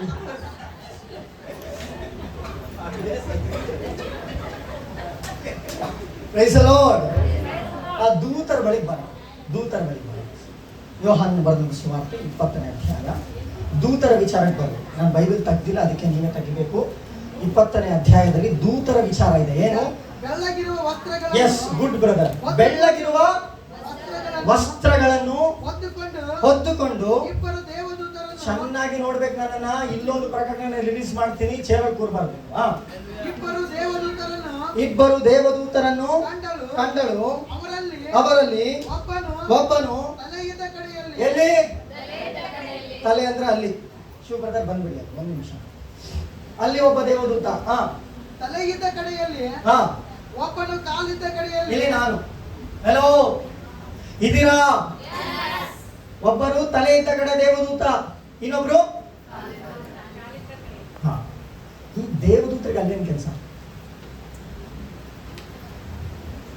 ಹಲೋ, ನಿಮಗೆ ಪರಲೋಕದಲ್ಲಪ್ಪ ಕೆಲಸ ಇರೋದು, ನಿಮಗೆ ಇಲ್ಲೇನು ಕೆಲಸ? ಹಲೋ, ಅದು ಸ್ಪಷ್ಟವಾಗಿ ಬರ್ದಿದೆ. ತಲೆ ಹತ್ರ ಒಬ್ರು. ಯಾಕೆ ಸುಮ್ಮನೆ ದೇವದೂತರಿದೆ ಅಂತ ಬರಿಬೋದಿತ್ತು? ಏನ್ ಬರ್ದಿದ್ದಾರೆ?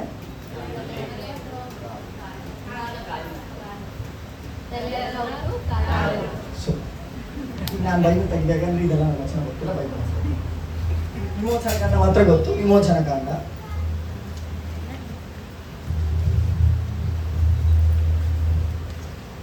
ಆದಾಗ್ಯೂ ಅವರಲ್ಲಿ ಕೆಲವರ ಮೋಸೆಯ ಮಾತನ್ನು ಕೇಳದೆ ಅದರಲ್ಲಿ ಸ್ವಲ್ಪವನ್ನು ಮರು ದಿವಸ ತನಕ ಇಟ್ಟುಕೊಂಡಾಗ ಅದು ಹುಳ ಬಿದ್ದು ಮಾತ ಹಿಡಿದು ಕೆಟ್ಟು ಹೋಯಿತು. ಅದಕ್ಕೆ ಮೋಸೆ ಅವರ ಮೇಲೆ ಸಿಟ್ಟುಕೊಂಡನು. ಜನರು ದಿನಕ್ಕೆ ಹೊತ್ತಾರೆಯಲ್ಲಿ ತಮ್ಮ ತಮ್ಮ ಭೋಜನಕ್ಕೆ ತಕ್ಕಷ್ಟು. ಸಾಕು. ಮನ್ನವನ್ನ ಒಂದು ದಿನಕ್ಕಿಂತ ಎಕ್ಸ್ಟ್ರಾ ಕೂಡಿಸಿಟ್ರೆ ಮನ್ನ ಏನಾಗುತ್ತೆ? ಹುಳ ಬೀಳುತ್ತೆ. ಇದು ತಿಳ್ಕೊಬೇಕು. ಇಲ್ಲಿಂದ ಮೆಸೇಜ್ ಸ್ಟಾರ್ಟ್. ಹೇಳ್ರಿ, ಮನ್ನ ಒಂದಿನಕ್ಕಿಂತ ಜಾಸ್ತಿ ಇಟ್ಕೊಂಡ್ರೆ ಏನಾಗುತ್ತೆ? ಯೇಸು ತನ್ನಂತ ಯಾವ್ದು ಹೋಲಿಸ್ಕೊಂಡ್ರು?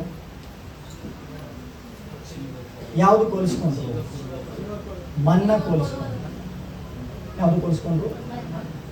ನಮ್ಮ ಹಿರಿಯರು ಮನ್ನವನ್ನ ತಿಂದೇನಾದ್ರು, ಬಟ್ ನಾನು ನನ್ನ ತಿಂದವನು. ಹಾಗಾದ್ರೆ ಯೇಸು ಯಾವ್ದನ್ನು ಹೋಲಿಸ್ಕೊಂತ ಇದ್ದಾರೆ? ಮನ್ನವನ್ನ ಹೋಲಿಸ್ಕೊಂತ ಇದ್ದಾರೆ. ಯಾವ್ದು ಹೋಲಿಸ್ಕೊಂತಿದ್ದಾರೆ? ಮನ್ನವನ್ನ. ಓಕೆ, ಈ ಮನ್ನವನ್ನ ಎಲ್ಲಿಟ್ರು ಗೊತ್ತಾ? ಮನ್ನ ಎಲ್ಲಿಟ್ರು? ಮಂಜೂಷದ ಒಳಗಿಟ್ರು. ಎಲ್ಲಿಟ್ರು? ಇದೆಲ್ಲ ನಿಮಗೆ ಗೊತ್ತಿದೆ, ನನಗೆ ಟೈಮ್ ಇಲ್ಲ, ಕೈ ಮುಗಿತೀನಿ, ಜಲ್ದಿ ಹೋಗ್ತಾ ಇದ್ದೀನಿ. ಮಂಜೂಷದ ಒಳಗೆ ಏನಿಟ್ಟಿದ್ದಾರೆ? ಮನ್ನ ಇಟ್ಟಿದ್ದಾರೆ. ಮನ್ನ ಯಾವಾಗ ಹಾಳಾಗುತ್ತೆ? ಹೇಳ್ಬೇಕು.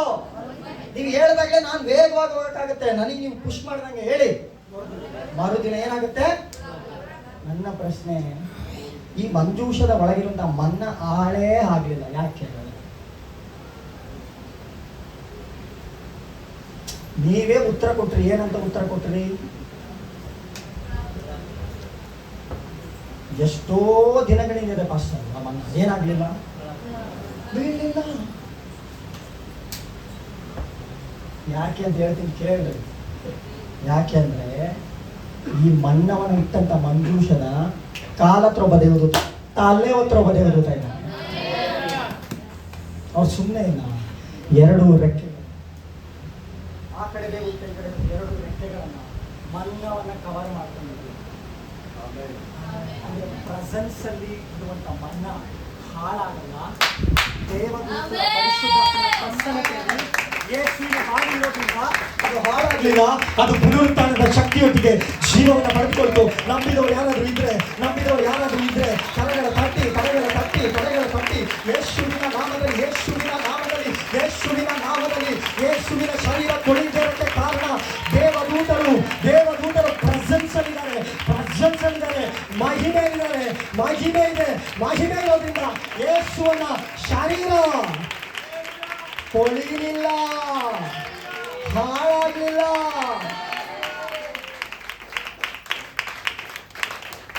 ನಂಬಲ್ಲ.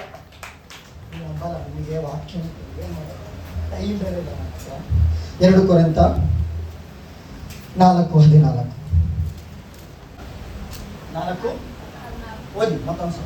ಕರ್ತನಾದ ಯೇಸುವನ್ನು 2 ಕೊರಿಂಥ 4ನೇ ಅಧ್ಯಾಯ 14ನೇ ವಚನ. ಕರ್ತನಾದ ಯೇಸುವನ್ನು ಎಬ್ಬಿಸಿದಾತನು ನಮ್ಮನ್ನು ಸಹ ಯೇಸುವಿನೊಂದಿಗೆ ಎಬ್ಬಿಸಿ ಮೊನ್ನೆ ಯಾಕೆ ಹಾಳಾಗ್ಲಿಲ್ಲ? ಪ್ರೆಸೆನ್ಸ್ ಅಲ್ಲಿದೆ. ಸಿಂಪಲ್ ಹೇಳಿ, ಮಹಿಮೇಲಿದೆ. ಯಾವ್ದ್ರಲ್ಲಿದೆ? ದೇವದೂತರು ಯಾವಾಗಲೂ ಮಹಿಮೇಲಿ ಇರ್ತಾರೆ. ನೀನು ಮಹಿಮೇಲಿ ಇರ್ಬೇಕಂತ ಹೇಳ್ತಾ ಇರೋದು. ನೀನು ಮಹಿಮೇಲಿದ್ರೆ ನೀನು ಹಣ ಕೊಳಿಯಲ್ಲ. ನೀನು ಮಹಿಮೇಲಿದ್ರೆ ಆರೋಗ್ಯ ಕೊಳಿಯಲ್ಲ. ನೀನು ಮಹಿಮೇಲಿದ್ರೆ ನೀನು ನಷ್ಟ ಆಗಲ್ಲ. ಮಹಿಮೇಲಿ ಇಲ್ಲದೆ ಇರೋದಕ್ಕೆ ನೀನು ನಷ್ಟ ಆಗ್ತಾ ಇರೋದು. ಇವತ್ತು ಆ ಪುನರುತ್ಥಾನದ ಮಹಿಮೆ ನಿನ್ನ ಮೇಲೆ ಇಳಿಯಲಿ. ಯೇಸುವಿನ ನಾಮ.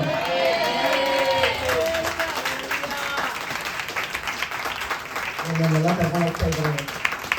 ಆಮೇಲೆ ಹೋಗ್ಲಿ, ತೊಂದರೆ ಇಲ್ಲ. 10 ನಿಮಿಷ ಆಮೇಲೆ ಅವಾಗಲೇ 10 ನಿಮಿಷ ಅಂದೆ ಸಾಕು. ಹಲ್ಲೆಲೂಯಾ. ಏನಾಗ್ತಿದೆ? ಪ್ರೆಸೆನ್ಸ್ ಅಲ್ಲಿ ಮರೆ ಆಗ್ತಾ ಇದೆ. ಹೌದಾ? ನಾನು ಪ್ರಾರಂಭದಲ್ಲಿ ಒಂದು ಕ್ವಶನ್ ಕೇಳಿದ್ದೆ ನಿಮಗೆ. ಏನ ಕ್ವಶನ್ ಕೇಳಿ ಸ್ಟಾರ್ಟ್ ಮಾಡಿದ್ದೆ ಮೆಸೇಜ್.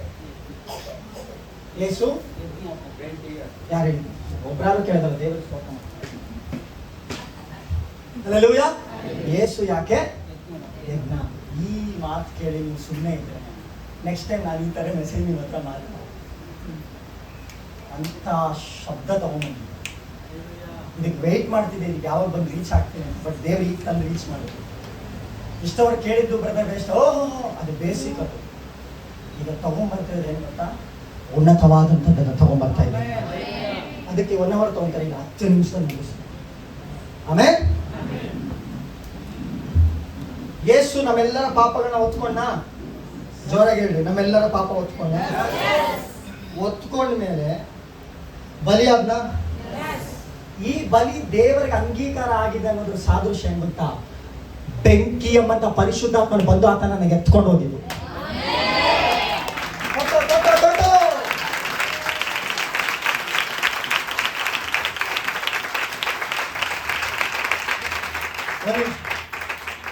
ಗೊತ್ತು ವಚನ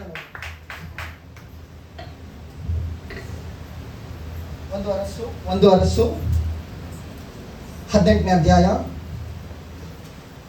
38ನೇ ವಚನ. ಕೂಡಲೇ ಯೆಹೋವನ ಕಡೆಯಿಂದ ಬೆಂಕಿ ಬಿದ್ದು ಯಜ್ಞ ಮಾಂಸವನ್ನು ಸಾಕು ಬಿಡಿ. ಇನ್ನು ಅವ್ರಿಗೆಲ್ಲ ಅರ್ಥ ಆಗಿರುತ್ತೆ. ಎಲ್ಲಿಂದ ಬೆಂಕಿ ಬಂತಂತೆ? ಅಂದ್ರೆ ಯೆಹೋವನ ಕಡೆಯಿಂದ ಬೆಂಕಿ ಬಂದ್ರೇನೆ ಅದು ನಿಜವಾದಂತ ಬಲಿ ಆಗ್ಲಿಕ್ಕೆ ಸಾಧ್ಯ. ಅದಕ್ಕೆ ಪರಿಶುದ್ಧಾತ್ಮ ಎಂಬ ಬೆಂಕಿ ಇಳಿದು ಆ ಬಾಲಿಯನ್ನು ದಹಿಸಿ ಅದು ಪುನರುತ್ಥಾನದ ಮಹಿಮೆಯ ಶರೀರವಾಗಿ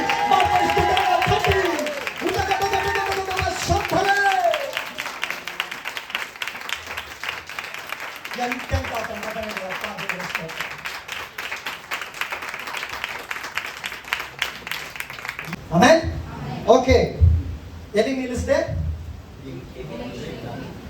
ಸರಿ ಪಾಸ್ಟರ್, ಯೇಸು ಸ್ವಾಮಿ ಬಲಿಯಾದ್ರು, ಅದು ದೇವರಿಗೆ ಇಷ್ಟ ಆಯ್ತು, ಬೆಂಕಿ ಬಂದು ದಹಿಸ್ತು. ಒತ್ತಿದ್ ಯಾರು ಪಾಪ? ನಮ್ಮ ಪಾಪ ತಾನೆ. ಮತ್ತೆ ನಮ್ದು ಕತೆ ಹೇಳಿ, ನಮ್ಮ ಕತೆ. ಅದಕ್ಕೆ ದೇವರು ಹೇಳಿದ್ರು, ಮೇಲಂತಸ್ತಿನ ಮನೆಯಲ್ಲಿ ಕಾತ್ಕೊಂಡಿರಿ, ಒಂದು ಬೆಂಕಿ ಇಳಿಯುತ್ತೆ. ಮೇಲಂತಸ್ತಿನ ಮನೆಯಲ್ಲಿ ಕಾತ್ಕೊಂಡಿರಿ, ಒಂದು ಬೆಂಕಿ ಇಳಿಯುತ್ತೆ. ಒಂದು ಬೆಂಕಿ ಇಳಿಯುತ್ತೆ, ಒಂದು ಬೆಂಕಿ ಇಳಿಯುತ್ತೆ, ಒಂದು ಬೆಂಕಿ ಇಳಿಯುತ್ತೆ. ಓದೋಣ. ಅಪೊಸ್ತಲರ ಕೃತ್ಯಗಳು 7ನೇ ಅಧ್ಯಾಯ, ಅಪೊಸ್ತಲರ ಕೃತ್ಯಗಳು 7ನೇ ಅಧ್ಯಾಯ 1ನೇ ವಚನ. ಒಂದು ನಿಮಿಷ ಕೇಳಿಸ್ಕೊಳ್ಳಿ. ಕೂಡಲೇ ಎಲ್ಲಿಂದ? ಎಲ್ಲಿಂದ? ಯಾವ ಯೇಸುವಿನ ಸತ್ತವರೊಳಗಿಂದ ಆಕಾಶದಿಂದ ಬಂದ ಬೆಂಕಿ ದಹಿಸಿ ತೆಗೆದುಕೊಂಡು ಹೋಯ್ತು. ಅದೇ ಬೆಂಕಿ ಆಕಾಶದಿಂದ ಅಪೊಸ್ತಲರ ಕೃತ್ಯಗಳು 2ನೇ ಅಧ್ಯಾಯದಲ್ಲಿ 120 ಜನರ ಮೇಲೆ ಇಳಿದಂತ ಪರಿಶುದ್ಧಾತ್ಮ ಶಕ್ತಿ ಇವತ್ತು